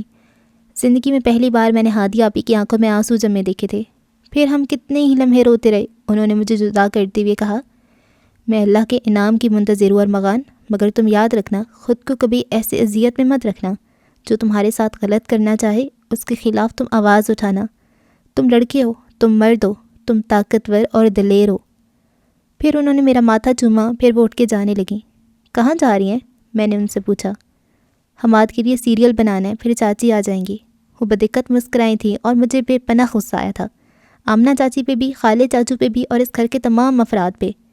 سب سے پہلے خیال چاچو کا آیا کہ نہ جانے کیسے مرد تھے کہ اپنے گھر کو پرایا سمجھتے تھے۔ میرا ایسے ان جیسے تمام مرد، شادی شدہ مردوں کو لعنت دینے کا دل چاہتا تھا۔ ہر اس شخص پہ لعنت جو خود کو مرد تو کہتا ہے مگر ان کے گھر کی عورت گھر کے لیے کماتی ہے۔ لڑکی کا کمانا ایک چوائس ہونا چاہیے، ایک مجبوری نہیں۔ پھر مجھے آمنہ چاچی پہ غصہ آیا جو خود کو خود ہی تباہ کر رہی تھیں۔ وہ خود مختار تھیں مگر وہ اپنی زندگی کے ساتھ ساتھ اپنی بیٹی کی زندگی بھی تباہ کر رہی تھیں۔ ایک عورت کا بچہ اس کی اولاد ہونا چاہیے، کوئی بوجھ نہیں۔ پھر مجھے اپنی بہن پہ غصہ آیا۔ وہ اس گھر کی فرد تھیں، وہ نوکرانی نہیں تھی جو وہ ہر کسی کا کام اپنے سر لے لیں۔ وہ معصوم تھی، مگر یہ مطلب نہیں تھا کہ ان کی مسکراہٹ ان کی رضامندی ظاہر کرے۔ ایک بیٹی گھر کی ملکہ ہوتی ہے، کوئی نوکرانی نہیں۔ مگر اس گھر میں سب الٹ تھا، سب کے سب پاگل تھے۔ میں کرتا بھی تو کیا کرتا، سمجھاتا بھی تو کس کو۔ ٹھوکر تو پڑنی تھی، ٹھوکر تو لازمی تھی، ٹھوکر نہیں پڑتی تو عقل نہیں آنی تھی۔ عرصے بیت گئے، عمریں بڑھ گئیں اور شاید خوشیوں نے بھی آخر کار ہمارے گھر دستک دی تھی۔ مجھے اپنی خوشی سے زیادہ ہادی آپی کی خوشی عزیز تھی اور شاید ان کی زندگی نکھرنے والی تھی۔ ان کا رشتہ طے ہو گیا تھا۔ ان کے منگیتر عظیم بھائی نے انہیں نیا نویلا موبائل دیا تھا جس پہ وہ دن چڑھے شام ڈھلے کبھی میسج یا کبھی فون پہ بات کرتے۔ ان دونوں کی عمروں میں زیادہ فرق تھا، مگر جب بھی میں ہادیہ آپی سے ان کی خوشی اور اطمینان کا پوچھتا تو وہ چہرے پہ ایسی مسکان سجا لیتیں جو میں نے ان کے چہرے پہ کبھی نہیں دیکھی تھی۔ مجھے ان کے لیے بے حد خوشی ہوتی۔ ہادیہ آپی مجھے دین کی طرف لاتی رہتی تھیں، مگر جب ہادیہ باجی کو دیکھا جو اتنی دیندار تھی، نماز اور قرآن پڑھتی تھی، اور پھر میں نے ان کی زندگی کی طرف دیکھا جس میں صرف غم تھا، تو اللہ سے مایوس ہو جاتا۔ وہ مجھے سمجھاتی تھیں کہ آزمائش ہے، مگر میں سوچتا کہ اللہ اپنے مومن بندوں کو یہ آزمائش میں کیوں ڈالتا ہے؟ جن کا ایمان اتنا مضبوط ہو ان کی زندگی میں اتنی مشکلات کیوں آتی ہیں؟ پھر میں نے ہادیہ آپی کے منگیتر کو دیکھا جو اپنے نام کی طرح ہی عظیم اور پروقار تھے، اور پھر میں نے آپی کو دیکھا تو مجھے اندازہ ہوا کہ اللہ جتنی مشکل آزمائش میں ڈالتا ہے اتنی اچھے انعام سے نوازتا ہے۔ ہادی آپی کی زندگی کو مثال بنا کے میں نے قرآن کو باقاعدہ پڑھنا شروع کیا۔ میں 4 نمازیں مسجد میں پڑھتا، باقی فجر کی گھر میں۔ پھر مجھے آپی بتاتی تھیں کہ وہ اللہ سے کتنی دعائیں مانگتی تھیں اور اب ان کی زندگی میں کتنی بہار آ گئی ہے، تو میں بھی پر امید ہو جاتا۔ میں اپنی زندگی کی بات کروں تو اس میں کچھ خاص نہیں تھا اتنا۔ کچھ عرصہ پہلے ہی میرے بورڈ کے امتحانات ختم ہوئے تھے اور ساتھ ہی پریکٹیکل بھی۔ اب زندگی میں سکون سا تھا۔ مجھے ایک نیا شوق بھی انہی دنوں چڑھا جب عظیم بھائی کچھ دن پہلے دبئی سے میرے لیے فٹ بال لائے تھے۔ میں پھر گلی میں شام کو اپنے دوستوں کے ساتھ فٹ بال کھیلتا، مگر پھر مجھے اندازہ ہی نہیں ہوا کہ مجھے فٹ بال کھیلنا اور دیکھنا کتنا زیادہ پسند ہونا شروع ہو گیا تھا، کچھ زیادہ۔ میرے اسکول کا ایک دوست فٹ بال اکیڈمی جاتا تھا اور وہاں جانا تو میری ضرورت سا بن گیا تھا۔ میں پرسکون سا ہو گیا کیونکہ مجھے اندازہ تھا کہ آج تک جب ابا نے میری خواہش نہیں ٹالی تو یہ چھوٹی سی خواہش بھی کیا چیز ہے۔ ابا سے سیدھے بات کرنا مشکل تھا، مگر اس دن پتہ نہیں کہاں سے ہمت جوڑ کے ابا کے پاس خواہش لے کے گیا تھا۔ چہرے پہ مسکراہٹ، دل میں اطمینان، اور پھر ان کے منہ سے انکار کسی ٹھوکر کی طرح میرے منہ پہ پڑا، اور اس دن مجھے اندازہ ہوا کہ میں خود کے لیے کافی ہوں۔ اپنے کمرے میں آیا، دراز کھول کے 300 روپے نکالے۔ ان 3 نوٹوں کو دیکھ کر مجھے خوشی بھی ہوئی تھی، غم بھی اور ڈر بھی۔ مجھے پتا تھا کہ ابا کا فیصلہ حرف آخر ہوتا تھا امتیاز ہاؤس میں، مگر مجھے اپنی خوشی ہر چیز سے زیادہ اہم لگی تھی۔ میں ہادی آپی کو دیکھ چکا تھا اور میں ان کی طرح اپنے خواب نہیں مار سکتا تھا۔ اگلے دن سے ہی ہر شام میں نے فٹ بال اکیڈمی جانا شروع کر دیا، جو ختم تو مغرب کی کئی دیر بعد ہوتی، مگر کیونکہ میں چھپ کے وہاں جاتا تھا تو گھر جلدی آنا مجبوری تھی۔ انہی دنوں بورڈ کے رزلٹ کی تاریخ بھی جاری ہو گئی تھی۔ 5 دن بعد ہفتے کو رزلٹ آنے والا تھا۔ حالانکہ پیپرز بہت اچھے ہوئے تھے، مگر دل مٹھی میں قید سا ہوا لگتا تھا۔ ہر دن سولی پہ اٹکتے ہوئے گزرنے لگا تھا۔ میں لڑتا رہا حق پہ، میں مرتا رہا حق پہ، پر کسی نے بھی نہ اس حق کی قدر کی۔ اس دنیا میں کون تیرا ساتھ دے گا جب لوگ دفنا کے بھول جاتے ہیں کہ کون سی قبر تھی۔ ہادی آپی اپنا دوپٹہ ٹھیک کر رہی تھی جبکہ میں ایڈمٹ کارڈ ہاتھ میں پکڑے کپ کپا رہا تھا۔ ہم دونوں سست قدموں سے گھر کے باہر نکلے اور دونوں میرے دوست کے گھر روانہ ہو گئے تھے۔ اسی کے گھر کمپیوٹر تھا اور اسی کے گھر جانے کتنے لوگ آنے والے تھے اپنا رزلٹ دیکھنے۔ اس کے گھر پہنچتے ہی وہ ہمیں قریب کمرے میں لے آیا جہاں اس کا کمپیوٹر رکھا ہوا تھا۔ دھڑکتے دل کے ساتھ میں نے ویب سائٹ کھولی، ایک ایک کر کے ایڈمٹ کارڈ نمبر پر کیا۔ اس وقت تک میرا دل حلق میں آ چکا تھا۔ ویب سائٹ لوڈ ہونے لگی اور چند سیکنڈ میں کھل گئی، اور پھر میں نے اپنا رزلٹ دیکھا۔ میں وہاں ہی زندہ موت مر گیا تھا۔ تقریباً بھاگتے ہوئے میں نے رکشہ پکڑا۔ ہادی آپی کو میں نے دروازے کے پاس کھڑے دیکھا تھا۔ آج ہفتہ تھا، ایک امید۔ رکشہ مجھے اسکول تک لے آیا۔ میں نے جیب سے اسے چند پیسے ادا کیے اور اسکول کے گیٹ سے اندر بھاگا۔ سامنے کوئی گارڈ نہیں تھا، دل دھڑکنا بھول چکا تھا، بس بے جان سانسیں تھیں جو وقت کے ساتھ ساتھ بڑھتی جا رہی تھیں۔ جیسے تیسے کر کے میں اسٹاف روم تک پہنچا اور پھر میری جان میں تھوڑی سی جان آئی تھی۔ میں نے دروازہ کھٹکھٹایا۔ اسٹاف روم میں بیٹھے واحد شخص نے میری طرف دیکھا اور مسکرائے، پھر مجھے اندر آنے کا کہا۔ میں ڈگمگاتے قدموں سے اندر آیا۔ وہ چیئر سے کھڑے ہوئے اور ڈیسک سے ٹیک لگا لی۔ ارمغان، آپ آج یہاں؟ سر نے مجھ سے پوچھا تھا سوال جس کا جواب دینا بھی شرم سے مر جانا تھا۔ سر، میری آواز گلے سے نکلتے ہی رند گئی۔ کیا ہوا بیٹا؟ وہ فکر مندی سے قریب آئے اور میرا چہرہ اٹھاتے ہوئے پوچھا، اور میں نے لفظوں کی کھوج میں گم رہا کہ کیا کہوں۔ سر، جسٹ فیو مارکس سر، میرے پریکٹیکل میں 5 نمبر بڑھا دیں سر۔ مگر بیٹا ہوا کیا ہے یوں اچانک؟ وہ اب مجھے فکر مندی سے دیکھنے لگے۔ سر، رزلٹ آیا اور کیمسٹری میں میں فیل ہوا ہوں۔ ہچکیوں کے درمیان میں نے خود کو کہتے سنا، سر میں پریکٹیکل کے 5 نمبر سے پاس ہو جاؤں گا سر، پلیز سر، صرف 5 نمبرز، میری زندگی تباہ ہو جائے گی۔ میں کہہ رہا تھا، سر دروازے کے پاس گئے اور اسے بند کر دیا۔ شاید میں زیادہ تیز آواز میں رو رہا تھا۔ میں نے خود کو روکنا چاہا مگر ڈر تھا، خوف تھا جو دل میں بیٹھا جا رہا تھا۔ میں سر کو سوالیہ نظروں سے دیکھتا رہا۔ وہ کچھ بول ہی نہیں رہے تھے، بس ادھر ادھر دیکھ رہے تھے۔ پھر انہوں نے قدم بڑھائے اور ڈیسک کی طرف آئے۔ انہوں نے ڈیسک سے اپنا والیٹ اٹھایا اور اس میں سے کچھ نکالا۔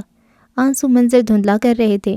میں نے آنکھوں کو رگڑا تو سفید اور سرخ چیک شرٹ میں کھڑے میرے کیمسٹری کا سر کا چہرہ واضح ہوا۔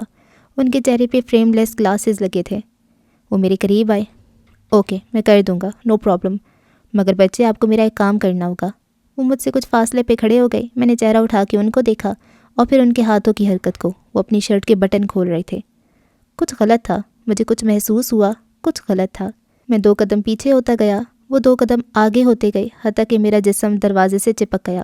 وہ گھٹنوں کے بل بیٹھے اور فریم لیس چشمہ اتار کے جیب میں ڈال دیا۔ پھر وہ میرے چہرے پہ جھکے۔ میرے ساتھ کھیلو گے؟ ان کی مسکراہٹ ٹھیک نہیں تھی، ان کا لہجہ ٹھیک نہیں تھا، پھر ان کا ہاتھ جو پینٹ کی بیلٹ تک جا رہا تھا، یہ سب ٹھیک نہیں تھا۔ میں دروازے کا ہینڈل تلاش کیا، اس کو گھمایا مگر وہ لاک تھا۔ وہ کھڑے ہوئے اور میرے اوپر جھکے۔ اس سے پہلے کہ وہ مجھے ہاتھ لگاتے میں نے ان کی شرٹ کے ریبان سے پکڑ کر پھاڑ دی۔ ان کی گردن سے لٹکتا سلور لاکٹ میرے سامنے آیا۔ پھر میں نے اس پہ لکھی عبارت پڑھنی چاہی: اچھی یادوں میں اور بری یادوں میں ہمیشہ تمہارے ساتھ رہوں گا۔ وہ عربی میں کوئی عبارت تھی، میں اس پہ غور نہیں کر پایا۔ وہ لاکٹ میری نظروں سے گم ہو گیا۔ میں نے ان کی انگلیاں اپنی گردن پہ محسوس کیں اور پھر ان کا چہرہ میری نظروں کے سامنے آیا۔ پورے سال میں ان کی کلاس میں آگے بیٹھا تھا کیونکہ وہ میرے فیوریٹ سر تھے۔ وہ مجھ سے مسکرا کر سب سے زیادہ سوال پوچھتے، میں ان کا جواب دیتا، مگر آج یہ مسکراہٹ پہلی والی سادہ نہ تھی۔ آج ان کی مسکراہٹ سے وحشت ٹپک رہی تھی۔ میں نے ایک ہاتھ گردن پہ محسوس کیا اور ان کا دوسرا ہاتھ میری کمر تک اٹھا اور پھر انہوں نے مجھے ہاتھوں سے اٹھایا۔ میرا سر الٹا ہو گیا تھا مگر میرا ہاتھ ان کی کمر تک جا رہا تھا۔ میں ہاتھ پاؤں چلا کر ان کو مارنے لگا کہ ان کی پاکٹ میں رکھی کسی چیز سے میرا ہاتھ پھنس گیا۔ میں نے ہاتھ زور سے کھینچا تو ان کی پاکٹ سے ایک پاکٹ واچ میرے ہاتھوں میں الجھ گئی۔ میں نے اس سنہری گھڑی کو دیکھا جس پہ بالکل وہی عبارت لکھی تھی جو ان کے گلے میں لاکٹ پہ تھی۔ میں نے وہ پاکٹ واچ مٹھی میں تھامتے ہوئے چھپا لیا۔ وہ مجھے کرسی تک لائے اور چیئر پہ لا پٹخ دیا۔ میں پاؤں چلا رہا تھا، میں ہاتھ گھما رہا تھا، میں چیخنا چاہ رہا تھا مگر ان کا ہاتھ میرے منہ کو مکمل ڈھک چکا تھا۔ میرے منہ سے سسکی نکل رہی تھی، آنکھوں سے آنسو بہہ رہے تھے، دل میں خوف اتر رہا تھا۔ پھر میں نے اپنے منہ پہ ڈکٹ ٹیپ محسوس کیا اور ہاتھ اور پاؤں پہ رسی۔ میرے دونوں ہاتھ اور پاؤں الگ الگ چیئر کے ایک دوسری طرف بندھ چکے تھے۔ میں خود کو ہلا رہا تھا۔ خود کو کھولنے کی ناکام کوشش میں کرسی سمیت منہ کے بل زمین پہ جا گرا تھا اور پھر میرا ذہن معوف ہونا شروع ہو گیا۔ میری آنکھیں بند ہو رہی تھیں۔ مجھے کسی نے کرسی سے اٹھایا اور میں نے پردوں کے بند ہونے کی آواز سنی۔ پھر میں نے کسی کے ہاتھ اپنی ٹانگوں پہ محسوس کیے اور پھر مرد ہونے کے باوجود میں نے اپنے اندر کچھ غلیظ، کچھ دردناک اور کچھ داغدار سا احساس محسوس کیا۔ درد کی ہر ٹھیس جسم کے ہر کونے پہ اٹھنا شروع ہو گئی اور دل و دماغ پہ گھاؤ لگنا شروع ہو گئے جو نہ جانے کبھی بھولنے بھی تھے یا نہیں۔ ارحم نسیم صدیقی میرے جسم کو استعمال کرنے کے بعد اسکول کی پہلی منزل سے پھینک چکا تھا۔ لاہور، حال۔ وہ اس کے سینے سے الگ ہوئی تھی۔ اس نے ارمغان کی آنکھوں میں دیکھا جن میں آنسو ٹھہرے ہوئے تھے۔ اس کے لب آپس میں بند تھے۔ وہ نفی میں سر ہلاتے اس سے دور ہوئی۔ ناممکن! اس نے اپنی آنکھوں کے سامنے ایک سیاہ منظر چھاتے دیکھا۔ ایسا نہیں ہو سکتا۔ وہ ارمغان کو دیکھ رہی تھی۔ اس کی آنکھوں پہ سیاہی چھا رہی تھی۔ نہیں، ارحم ایسا نہیں ہے، یہ جھوٹ تھا۔ ارحم ایسا نہیں ہو سکتا۔ اس نے بچپن سے ارحم کو دیکھا ہے، یہ جھوٹ تھا۔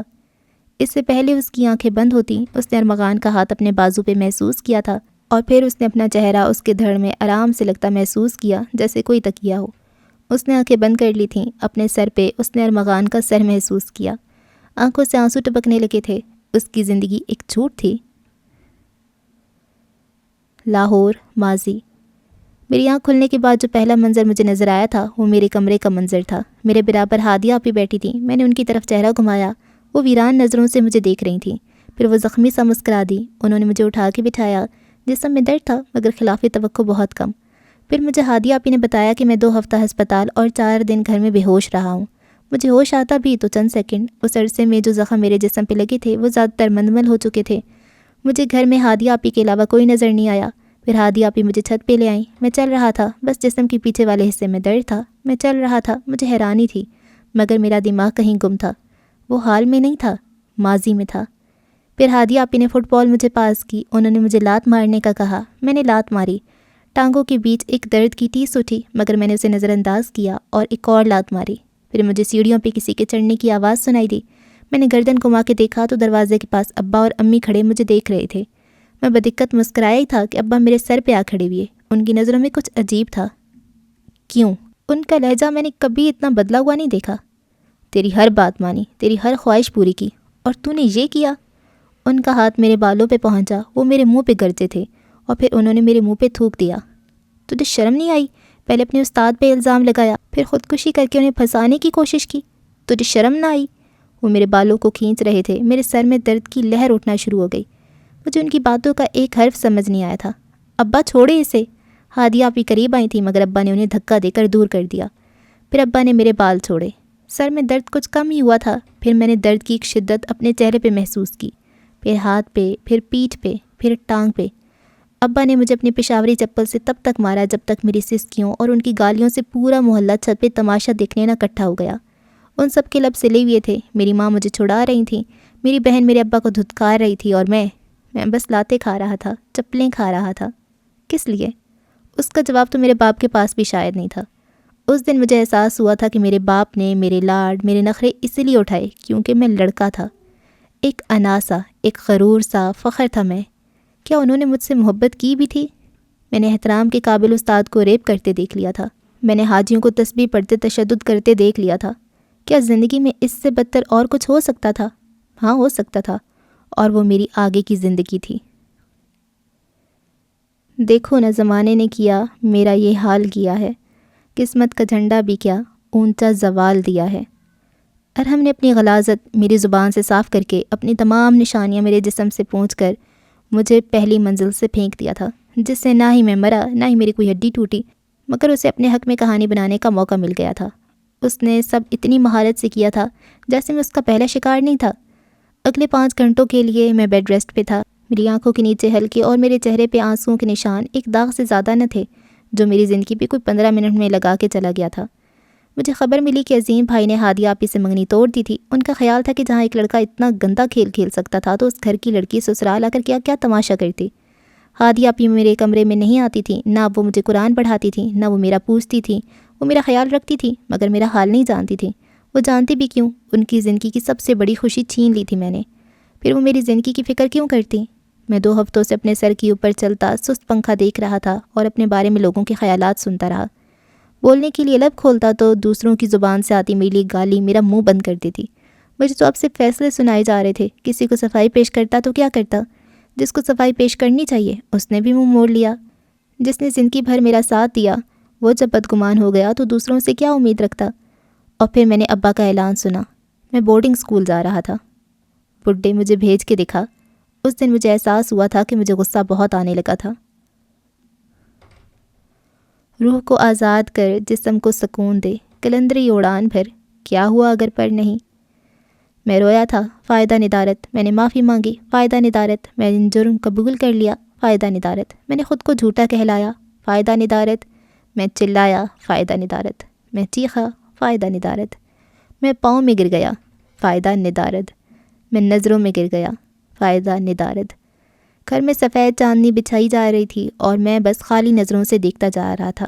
میرا دم گھٹتا ہے اس گھر میں ارمغان، میری سانس رخصتی نہیں کر رہی ہیں۔ اگربتیوں کو جلایا جا رہا تھا، ان کو چاندی پہ سجایا جا رہا تھا۔ کبھی کبھی مجھے لگتا ہے کہ میں کتنی بہادر ہوں جو اس گھر میں زندہ سروائیو کر لیا۔ لوگ آہستہ آہستہ لاؤنج میں جمع ہو رہے تھے۔ میں سیڑھیوں پہ بیٹھا انہیں قرآن پڑھتے دیکھ رہا تھا۔ قرآن اور نماز کبھی مت چھوڑنا، چاہے تم کتنے ہی گمراہ کیوں نہ ہو جاؤ۔ قرآن اور نماز ہی تمہیں مسلمان بناتا ہے، انہیں کسی حالت نہ چھوڑنا۔ وہاں بیٹھے لوگ تسبیحوں کے دانے گرا رہے تھے۔ پوری زندگی گزار کے میں سوچتی ہوں کہ جو زندگی میں نے گزار دی ہے اس سے تو موت کہیں زیادہ آسان تھی۔ پھر ایمبولینس سے میت اٹھا کے لاؤنج میں لائی گئی۔ اللہ نے مجھے موت کیوں نہیں دی؟ ساتھ ساتھ مدم سسکیوں کی آواز بلند ہوئی، ان نقلی سسکیوں کی جنہوں نے کبھی اس مردہ انسان کی زندگی کے بارے میں فکر نہیں کی تھی جو رو رہے تھے۔ وہ تو شاید اس لیے رو رہے تھے کہ شاید ان کی نکرانی مر گئی۔ مجھے جنت کا اتنی شدت سے انتظار ہے کہ دل چاہتا ہے خودکشی کر کے جلدی سے جنت پہنچ جاؤں، مگر کیا کروں، خودکشی حرام ہے۔ میں نے سیڑھیوں کی گرل سے سر ٹکا لیا، آنسو آنکھوں میں سجدے چلے گئی۔ آمنہ چاچی نے مجھے 5 پارہ پکڑایا جو میں نے ظہر سے عشاء تک پڑھا، اور ہادی آپی کی موت کے بعد میں نے پھر کبھی قرآن نہیں اٹھایا تھا۔ میرے گھر والوں کی بھول تھی کہ میں بورڈنگ اسکول جاؤں گا۔ ابا کے والٹ سے، چاچی کی الماری سے، امی کے دراز سے اور اپنے گلک سے میں جتنے پیسے چرا سکتا تھا اتنے چرا لیے۔ میرا اس گھر میں واحد لگاؤ ہادی آپی سے تھا، اور وہ چلی گئی تھیں۔ ان کے مرنے کے 1 ماہ بعد ہی سب انہیں ایسے بھول گئے تھے جیسے ایک پانی کا بلبلا ہو۔ اگر انہیں کوئی یاد کرتا تو اس وجہ سے کہ نئی ماسی کام صحیح سے نہیں کر رہی تھی۔ میں نہ کوئی کپڑے رکھ پایا تھا نہ کوئی اور چیز، بس کھانے پینے کا سامان تھا جو میرے پاس تھا۔ میں بورڈنگ اسکول نہیں جانے والا تھا۔ میں کہاں جانے والا تھا اس کا مجھے اندازہ نہیں تھا، مگر یہ سرمئی گھر میرے لیے اب پرایا ہو چکا تھا۔ اگرچہ اس کے دروازے میرے لیے بند نہ تھے مگر میں نے انہیں خود پہ بند کر لیا تھا۔ اسکول کی دوسری رات کو میں اسکول سے روانہ ہو گیا تھا۔ اپنے پیچھے میں نے کسی کو چلاتے سنا تھا مگر میں گرتے گرتے بھاگتا رہا۔ دل دھڑک رہا تھا مگر دل باقی ہی نہیں رہا کچھ محسوس کرنے کے لیے۔ رات کے کچھ 2:30 بج رہے تھے جب میں فٹ پاتھ پہ بھاگ رہا تھا۔ سڑکیں سنسان تھیں۔ میں کہاں جا رہا تھا مجھے کچھ اندازہ نہ تھا۔ میری منزل کیا تھی مجھے علم نہ تھا۔ میرے پاس اتنے پیسے تو تھے کہ میں ایک معمولی فلیٹ کرائے پہ لے لوں، مگر مجھے کسی فلیٹ کا کرایہ نہیں پتہ تھا، اور اگر وہ میرے گھر والوں کو کال کر دیتے تو۔ سڑک سنسان تھی، پیلی بتیاں ہی بس ہلکی سی روشنی پھیلا رہی تھیں۔ میں عام سے کرتا شلوار میں ملبوس تھا، کندھے پہ بیگ تھا اور اس میں چند کھانے کا سامان۔ مجھے اپنے پیچھے گاڑی کی آواز سنائی دی۔ میرا دل زور سے دھڑکا۔ گاڑی کی رفتار سست تھی مگر پھر بھی مجھے میری سماعتوں کے قریب آتی سنائی دے رہی تھی۔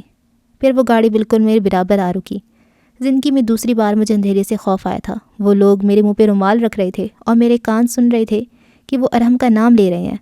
میں کسی بھی سوچ کو دماغ میں لانے سے قاصر تھا اور بالآخر میری آنکھیں اور میرا دماغ میری ناک پہ لپٹے رومال کی وجہ سے مکمل بند ہو گیا۔ میں ڈوبنے کا عادی، تو بھائی میرے کتنا بچائے گا؟ قسمت ہر انسان کی کتنی مختلف ہوتی ہے۔ قسمت جو اچھے سے برے اور برے سے اچھے میں بدل جاتی ہے۔ قسمت جو آزمائش بھی ہوتی ہے انعام بھی۔ قسمت جو مشکل بھی دیتی ہے اور آرام بھی۔ مگر میری زندگی میں کیوں یہ قسمت صرف اندھیرا لاتی ہے؟ میری آنکھ پنکھے سے ہوتی عجیب سی آواز سے کھلی۔ وہ ایک کمرہ تھا، نہایت بھدا سا کمرہ، جس کے ایک طرف بستر تھا جس پہ میں اکڑوں بیٹھا تھا، دوسری طرف ایک کونے میں ڈریسنگ ٹیبل تھا جس کا شیشہ ٹوٹا ہوا تھا اور ایک طرف الماری۔ پھر میں نے اپنی حالت دیکھی۔ میں اپنی شلوار قمیض میں ملبوس تھا جن میں مجھے اغوا کیا گیا تھا۔ اس شلوار قمیض پہ ایک داغ نہ تھا۔ میں نے اپنے پاؤں ہلانے چاہے اور مجھے اندازہ ہوا کہ میرے دونوں ہاتھ بستر کے الگ الگ کونوں سے بندھے تھے۔ میرا دماغ کچھ بھی سوچنے سے قاصر تھا مگر میں کمرہ دیکھتے اس جگہ کا اندازہ لگانے کی کوشش میں تھا۔ کمرے کا دروازہ بند تھا اور میں اکیلا۔ کمرے کے اندر اندھیرا تھا مگر کھڑکی سے پیلی روشنی تھوڑا اجالا کر رہی تھی۔ پھر میں نے دروازے پہ آہٹ سنی۔ دروازہ کھل رہا تھا۔ میں نے جھکے چہرے کو اوپر اٹھا کے دیکھا۔ وہاں ایک بڈھا سا مرد کھڑا مجھے دیکھ رہا تھا۔ اس نے بھی شلوار قمیض پہن رکھی تھی۔ چہرہ جوان تھا مگر داڑھی سفید تھی، سر پہ کوئی بال نہ تھے۔ کھلے دروازے سے نیلی اور لال روشنیاں اندر آ رہی تھیں۔ میں کہاں تھا؟ پھر وہ سرخ و نیلی روشنی آنا ترک ہو گئی کیونکہ اس شخص نے دروازہ بند کر دیا۔ اس کے چہرے پہ ایک مسکراہٹ طاری ہوئی اور وہ مسکراہٹ بالکل ویسی وحشیانہ تھی جو ارحم کے چہرے پہ تھی۔ اس شخص نے اپنی جیب سے اپنا بٹوا نکالا اور اس میں سے ایک چھوٹا سا پیکٹ نکالتے اسے دانتوں سے پھاڑا اور میں سمجھ گیا کہ وہ کیا ہے۔ میں نے چیخنا چاہا مگر میرے حلق کے تمام سر دم توڑ گئے تھے اور میرے حلق سے ایک کرہ کے علاوہ اور کچھ نہ نکلا۔ وہ میرے قریب آ رہا تھا، اس کے قدم میری طرف پڑ رہے تھے۔ میں نے زنجیر سے بندھے ہاتھوں کو حرکت دینی چاہی مگر زنجیر کی چھنچناہٹ کے علاوہ کچھ سنائی نہ دیا۔ میں نے اسے لاتیں مارنا چاہیں مگر اس نے میری دونوں ٹانگوں کو مضبوطی سے پکڑ لیا۔ پہلے میں نے خود کو دیکھا، میری قمیض کے تمام بٹن نفاست سے بند تھے۔ پھر میں نے اس کی قمیض کو دیکھا، اس کی قمیض کے تمام بٹن کھلے ہوئے تھے۔ میں نے آنکھیں بند کر لیں۔ درد اور اس کی ہنسنے کی آواز، بس یہی تھا جو میرے لیے اس دنیا میں باقی رہ گیا تھا۔ میں بے ہوش نہیں ہوا تھا، میں نے سب دیکھا تھا۔ میں نے پہلے خود کو دیکھا، میری قمیض کے تمام بٹن کھل کے ٹوٹ چکے تھے۔ پھر میں نے اس کی قمیض کو دیکھا جو دروازے سے باہر جا رہا تھا، اس کی قمیض کے تمام بٹن نفاست سے بند تھے۔ میں نے سب دیکھا تھا۔ بہت شور کرتا ہے سالہ، اچھا مال لایا آئندہ سے۔ میں نے اس بڈھے کو سنا جو باہر کسی سے میرے بارے میں بات کر رہا تھا۔ میں نے خود کو دیکھا، میری ٹانگوں میں، ہاتھوں میں، پورے جسم میں جیسے جان نہیں بچی تھی۔ میرے ہاتھ اب بھی زنجیروں سے بندھے تھے، میری آنکھیں پھڑ پھڑانے لگیں۔ پھر میں نے دیکھا کہ ایک عورت جس نے چمکیلے سے نارنجی کپڑے پہن رکھے تھے میرے پاس آئی اور میرے منہ میں سوکھی روٹی اور پانی ڈالنے لگی۔ تو یہاں اپنی مرضی سے آیا ہے؟ اس نے مجھ سے پوچھا۔ اس کے چہرے پہ بے حد میک اپ تھا۔ میں اس کو کچھ کہہ ہی نہیں پایا، وہ بھی خاموش ہو گئی۔ میں کہاں ہوں؟ میں نے بدقت اس سے پوچھا۔ ہیرا منڈی میں۔ وہ مجھے کھانا کھلا کر چلی گئی اور میں ویسے ہی زنجیروں سے بندھا پڑا رہا۔ میں دن گنتا رہا، اپنے جسم پہ آئے زخم گنتا رہا، آنسو زمین پہ چنتا رہا، دل میں ایک شعلہ سا بنتا رہا۔ 12 دن، 207 زخم اور 6 لوگ۔ میں نے ہیرا منڈی میں 12 دن کاٹے تھے اور ان 12 دنوں میں 6 لوگوں نے مجھے اپنی ہوس کا نشانہ بنایا تھا۔ ان سب کی شکل دیکھی تھی میں نے، جو انہوں نے میرے جسم کے ساتھ کیا، میرے جسم کو اندر باہر سے خالی کر دیا اور اپنی غلاظت سے بھر دیا۔ میں نے سب دیکھا تھا، سب محسوس کیا تھا۔ اور ایک مزے کی بات بتاؤں، میں لڑکا تھا اور مجھے مردوں نے ریپ اور ذہنی اذیت کا نشانہ بنایا تھا۔ ان 12 دنوں بعد مجھے ایک شخص نے آ کر بولا کہ میں کہیں جا رہا ہوں اور میں مسکرایا۔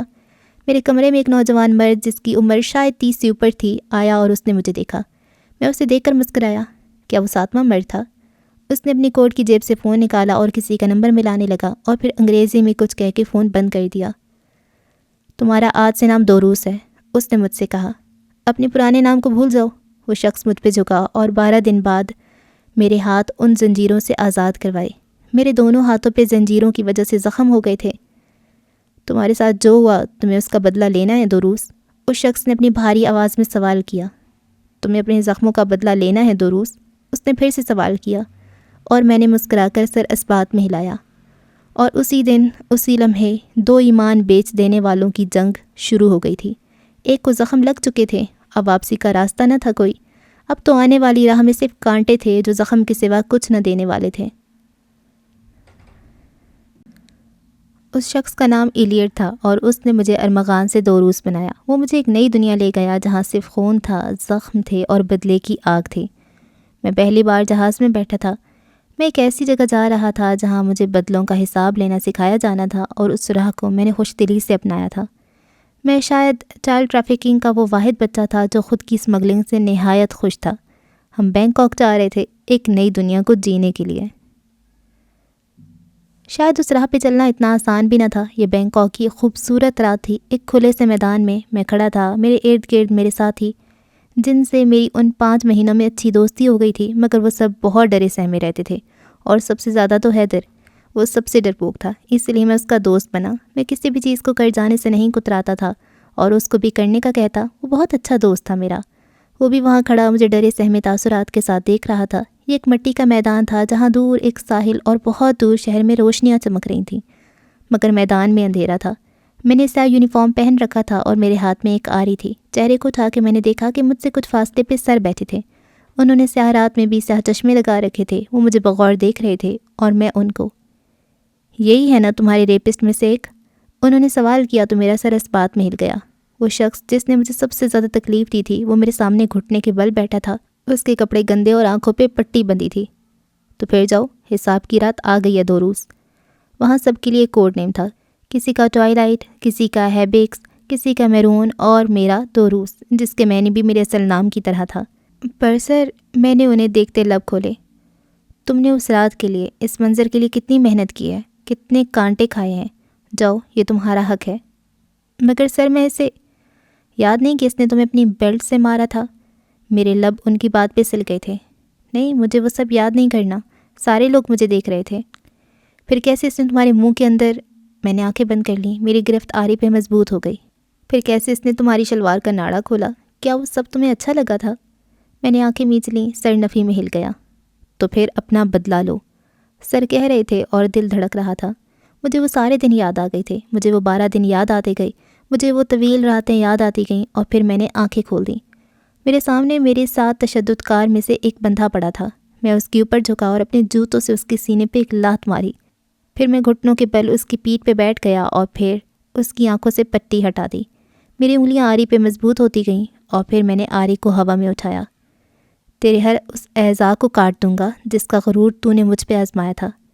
اور پھر میں نے اس کے دونوں ہاتھوں کو جسم سے جدا کیا۔ ہڈیوں کی کٹنے کی آواز سے میرے دل میں ایک سکون ابھرتا چلا گیا۔ اور پھر میں نے ایک اور بار آری کو ہوا میں بلند کیا اور پھر اس کے ہاتھوں پہ ماری۔ اس کے دونوں ہاتھ اب کندھے سے جدا ہو گئی۔ میرا جسم خون سے نہاتا گیا، مگر وہ خون اس وقت مجھے شفاف پانی لگا تھا جو اس کمینے کی غلاظت کو میرے جسم سے صاف کر رہا تھا۔ میرا پورا منہ خون سے سرخ ہو گیا۔ پھر میں نے آری کو اس کے لبوں سے پار کروایا اور پھر لمحوں کے وقفے کے بعد میں برق رفتاری سے آری کو اندر باہر کرتا گیا جب تک اس کا آدھا منہ کھل کے الگ نہیں ہو گیا۔ اس کی زبان الگ ہو گئی تھی، جڑ سے لگے دانت آدھے ٹوٹ گئے تھے اور آدھے الگ ہو گئے تھے۔ پھر میں نے آری کو اس کی آنکھوں کے اندر ترچھا کر کے ڈالا جس سے صرف آنکھیں ہی الگ ہو کے باہر آ جائیں۔ اس کی دونوں آنکھیں کسی گیند کی صورت الگ ہو گئیں۔ میں نے دونوں آنکھوں کو ہاتھ سے اٹھایا اور مٹھی میں بند کر کے پھاڑ دیا۔ خون اور عجیب سمادہ ہاتھوں پہ پھسلنے لگا۔ اور پھر میں نے آری کو اس کے پیٹ کے نیچے لے کر گیا اور ٹانگوں کے بیچ سے آری کو آر پار کر دیا۔ 1 بار، 2 بار، 3 بار۔ حرام خور، مر مر مر۔ میں اتنی زور سے چلایا تھا کہ میری اپنی آواز سے میرے رونگٹے کھڑے ہو گئے۔ اس کی غیرت اور غرور کا لوتھڑا آدھا کٹ کے خاک خاک ہو گیا۔ میرا جسم خون خون، میرے لبوں پہ خون کے چھینٹے آ گئے۔ لبوں کو زبان سے لگاتے میں نے اس کا ذائقہ چکھا۔ Vibrant test. وہاں کھڑے ہر شخص اس دن مجھ سے ڈرا تھا، میں خود بھی۔ لت، ہوس، شوق اور جنون کے ملے جلے تاثرات کے ساتھ میں نے اس رات سکون سے خود کو خون سے صاف کیا اور پھر اس رات طویل نیند سویا۔ میں نے اپنے پہلے ریپسٹ کو ایک اسیسن بنتے ہوئے بے دردی سے مارا تھا اور مجھے رتی برابر بھی گلٹ نہیں تھا۔ اپنے 2 تشدد کار کو میں نے بینکاک میں اسیسن کلر کی ٹریننگ کے دوران قتل کیا تھا اور پھر مجھے واپس لاہور بھیج دیا گیا۔ لاہور میں نے اپنے باقی 4 تشدد کاروں کو کرائے کا قاتل بنتے ہوئے مارا تھا اور پھر میں نے اپنا سگنیچر سٹائل بنایا۔ وہ پاکٹ واچ بھی اب میرے پاس تھی، وہی گھڑی جو میں نے اپنے پہلے تشدد کار کی جیب سے چرائی تھی، جس کے پیچھے وہی عبارت لکھی تھی جو اس کے لاکٹ پہ۔ اس عبارت کا ترجمہ شاید میرے لیے ہی تھا، میرے لیے ہی لکھا گیا تھا، کیونکہ وہ ترجمہ، وہ عبارت مجھے اور ارحم کو ملاتی تھی، دو ایمان فروشوں کو۔ بس ہم میں فرق یہ تھا کہ میں انسان تھا، وہ حیوان۔ لاہور میں نے تمام معلومات اکٹھی کر لی تھیں۔ ارحم اور اس کی فیملی اپنے پرانے گھر واپس چلے گئے تھے، کیونکہ اس کی دادی کی طبیعت خراب تھی، اور اس کے چاچو نے اپنے بڑے بھائی کو واپس بلا لیا۔ میں نے ارحم کی فیملی کی ہی معلومات اکٹھی کی تھی، کیونکہ وہی زیادہ اہم تھا، مگر ساتھ میں نے اس کے چاچو کی فیملی کی بھی معلومات نکلوائی تھیں۔ اور کراچی جانے سے ایک رات پہلے میں نے اس کا چہرہ دیکھا تھا۔ اس کے بال ولف کٹ میں تھے اور چہرے پہ میرے جیسا ہی گول چشمہ تھا۔ اس تصویر میں وہ لیپ ٹاپ پہ جھکی ہوئی تھی اور شاید کسی کام میں مصروف تھی۔ اس کا ایک بھائی بھی تھا جو اس تصویر میں اس کے برابر بیٹھا کتاب پہ شاید اسکول کا کام کر رہا تھا۔ اور اس دن، اس رات، اس کو دیکھنے کے بعد میرا دل شاید پلٹ گیا تھا۔ اس رات میرے دل نے کہا تھا کہ ہر شخص موت کا حقدار نہیں ہوتا۔ کچھ لوگوں کو زندگی جینے کا حق ہوتا ہے، کیونکہ وہ کسی کے دشمن نہیں ہوتے۔ کچھ لوگوں کی وجہ سے ہی ان کے آس پاس کے لوگوں کی زندگی ہوتی ہے۔ اور پھر میں نے ارحم کا سوچا، ایک حیوان اس کے قریب آ رہا تھا، ایک فرشتے کے پاس ایک شیطان جا رہا تھا۔ اور اس رات میرا دل بدل گیا۔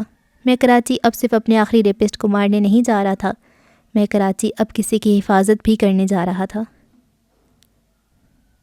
لاہور حال۔ اس جگہ بھی دھول اٹھ رہی تھی۔ کھڑکی سے آتی سورج کی کرن اس اندھیر جگہ کو تھوڑا روشن کرنے میں کامیاب ہو رہی تھی۔ اس جگہ ہر چیز، ہر فرنیچر پہ سفید چادر بچھی تھی۔ روشنی اور دھول ایک عجیب سی شعاع کا امتزاج برپا کر رہی تھی، مگر وہ دونوں آس پاس کے ماحول سے بے نیاز کھڑے تھے۔ ارمغان ارج کے سر کی اوپر تھوڑی ٹکائی ہوئی تھی، حالانکہ اس کے ہاتھ پہلو میں گرے ہوئے تھے، اور ارج کا چہرہ اس کی گردن میں دھنسا ہوا تھا۔ ارج کا ہاتھ اس کی پیٹھ پہ اسے گلے لگاتے بندھا ہوا تھا۔ وہ دونوں بے آواز رو رہے تھے۔ حلق سے آنسو اندر دبانے کی کوشش رائیگاں جا رہی تھی۔ ارمغان نے حلق سے آواز نکالنا چاہی، مگر آنسو کا پھندا حلق میں اٹک رہا تھا۔ وہ گھونٹ گھونٹ بھرتا اس احساس کو محسوس کر رہا تھا، ہر ایک لمحے کو، ہر ایک سانس کو۔ ارم بچوں کے ساتھ یہ کر سکتا ہے تو وہ تمہارے ساتھ کیا کچھ نہیں کر سکتا تھا ارج؟ اس نے سانس لینے کا وقفہ لیا۔ میں نے ان تمام سالوں کو، اپنی زندگی کو تمہاری اور تمہارے گھر میں موجود معصوم لوگوں کو بچانے میں گزار دی، جو ارحم جیسے حیوان سے بے خبر تھے۔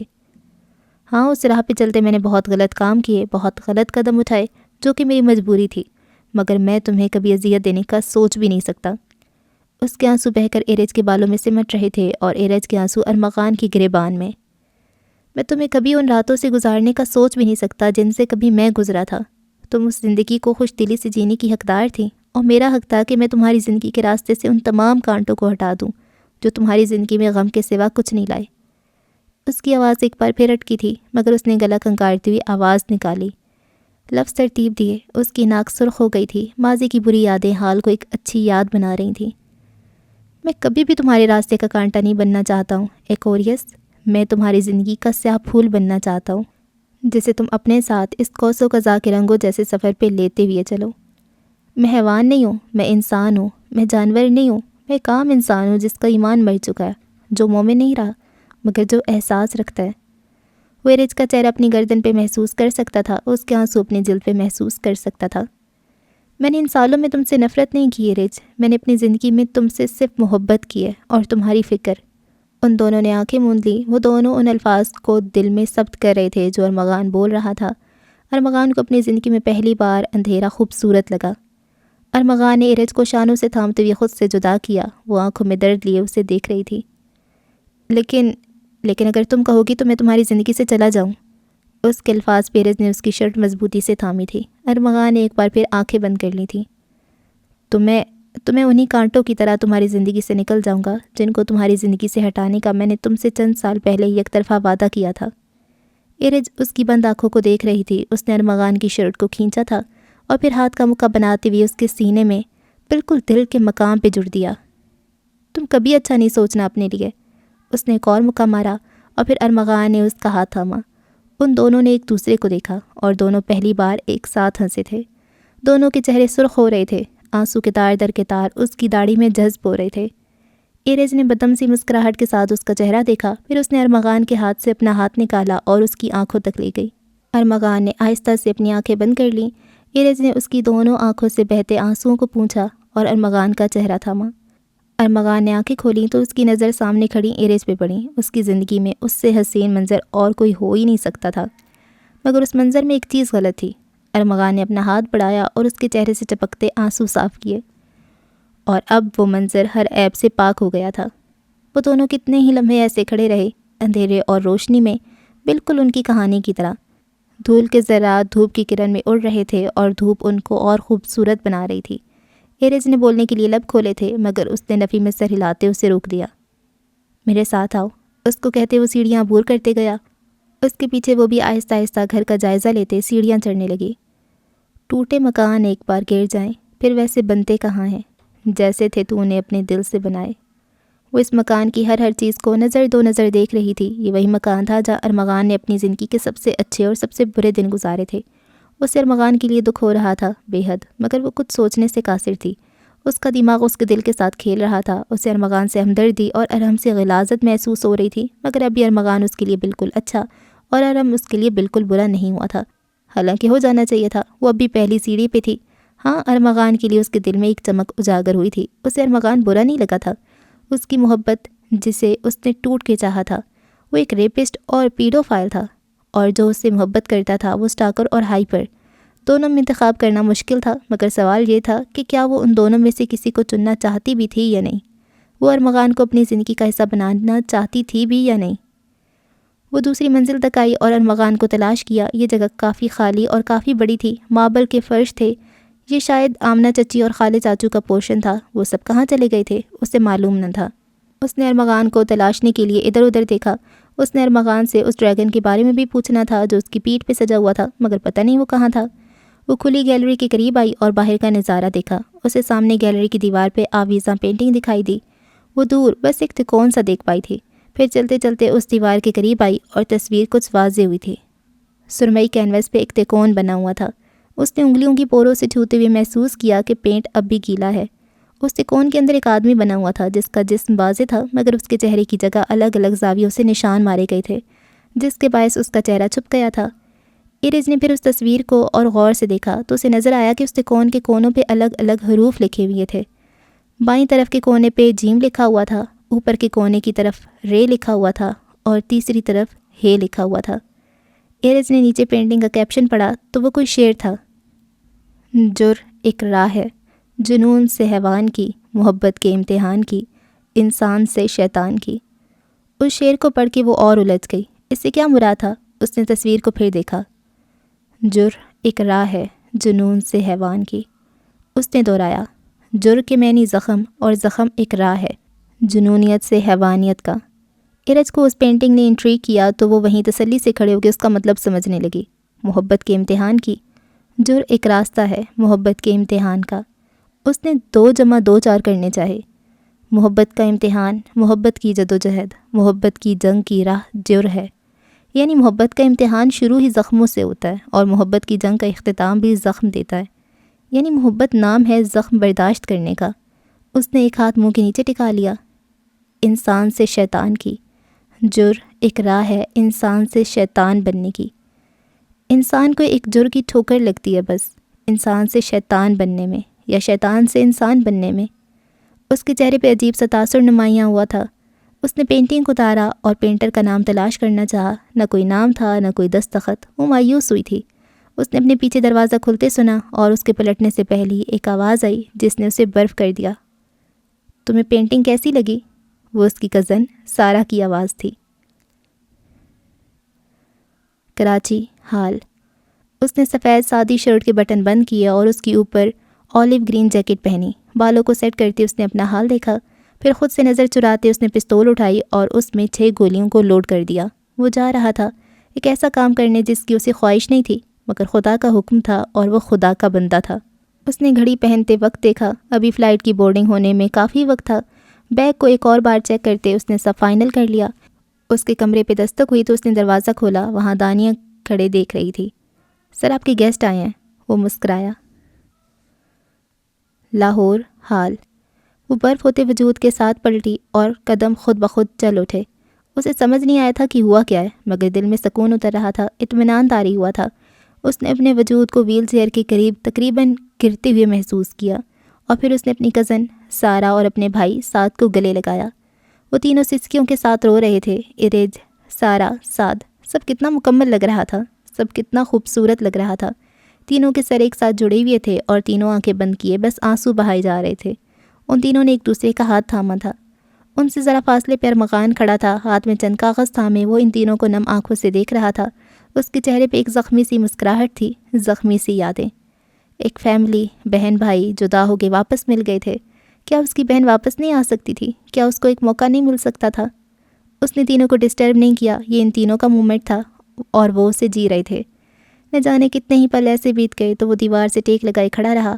اس نے پھر ارج کی آواز سنی۔ سر اٹھاتی ہوئی اس نے ارج کا آنسو سے تر ہوتا سرخ چہرہ دیکھا۔ اس کی آنکھیں سوج رہی تھیں اور لب تھرتھراہٹ سے ہل رہے تھے۔ سارا نے ارج کو مخاطب کیا تو ان سب نے اس کی طرف دیکھا۔ ہم بینکاک میں تھے ارج، جب میں اغوا ہوئی تھی تو مجھے لگا تھا کہ میں نے سب کھو دیا، میں جہنم میں چلی گئی، مگر پھر میں سعد سے ملی۔ سعد بہت بدل گئے، ہم سب بہت بدل گئے ہیں، شاید ہمارے گھر کے راز کھل گئے اس لیے۔ ارمغان نے ہمیں پھر اس جانور کی حقیقت بتائی جو ہمارے گھر میں بچپن سے پل رہا ہے، اور اس کو میں اب اپنا بھائی نہیں کہہ سکتی۔ مجھے اندازہ ہوا تھا کہ جہنم میں تو ہم زندگی بھر رہتے آئے تھے، بس ہمیں وہاں کی آگ اور شیطان کا علم نہیں ہو سکا۔ جس گھر کو ہم جنت کا پھول سمجھتے تھے وہ جہنم کا دلدل تھا، اور جسے ہم فردوس کا فرشتہ سمجھتے تھے وہ ابلیس کی اولاد۔ ارج نے آنکھیں موند لیں۔ اس کی زندگی ایک ایسے شخص کے گرد گھومتی تھی جو انسان تھا بھی کہ نہیں۔ سارا کی آواز بہت بدل گئی، وہ اب ٹھہر ٹھہر کے اور دھیما بولنے لگی تھی، اور ساتھ جہاں پہلے تھوڑا بہت بولتا تھا اس نے تو جیسے بولنا ہی چھوڑ دیا ہو۔ Death in disguise. اب کی بار ارمغان بولا، میں نے پہلے سعد کو اغوا کیا اور پھر سارا کو۔ سارا کی دونوں ٹانگیں ضائع ہو گئی تھیں، مگر یہ سب اس کی حفاظت کے لیے تھا۔ ہم نے سارا کی ایڈمٹ کارڈ اور ٹانگوں کی بے جان ہڈیاں استعمال کر کے اسے مردہ منسوخ کرنا تھا، اور پھر میں نے دونوں کو اسمگل کر کے بینکاک منتقل کروا دیا، کیونکہ تھائی لینڈ پاکستان سے زیادہ محفوظ ہے۔ اسے آگے بولنے کی ضرورت نہیں پڑی۔ ارج کی آنکھوں میں آنسو پھر سے جمع ہو کر بہنے لگے تھے۔ وہ ٹیک ہٹا کر اس کے قریب آیا اور اس کے پاس زمین پہ بیٹھ گیا۔ آئی ایم سوری ارج، اگر میں نے تمہیں کبھی تکلیف دی ہو، آئی ایم ریئلی سوری۔ اس کا خود کا سر جھکا ہوا تھا اور وہ دھیمی آواز اور بھاری گلے کے ساتھ کہہ رہا تھا، ہاتھ میں کاغذ اب بھی ہنوز تھامے ہوئے تھے۔ لیکن اگر میں نے تمہیں کبھی بھی کوئی تکلیف دی تو غیر ارادی طور پہ۔ وہ دونوں سارا کے بے جان پہلو میں بیٹھے ہوئے تھے، سعد پیچھے کھڑا ان دونوں کو دیکھ رہا تھا۔ سعد نے بینکاک جاتے مجھ سے ایک وعدہ لیا تھا۔ اس نے آہستہ سے سر اٹھا کر سعد کو دیکھا کہ میں اس کی بہن کی ہمیشہ حفاظت کروں۔ اب ارج نے بھی چہرہ اٹھا کے اسے دیکھا۔ وہ بہت پتلا ہو گیا تھا، بہت کچھ بدل گیا تھا۔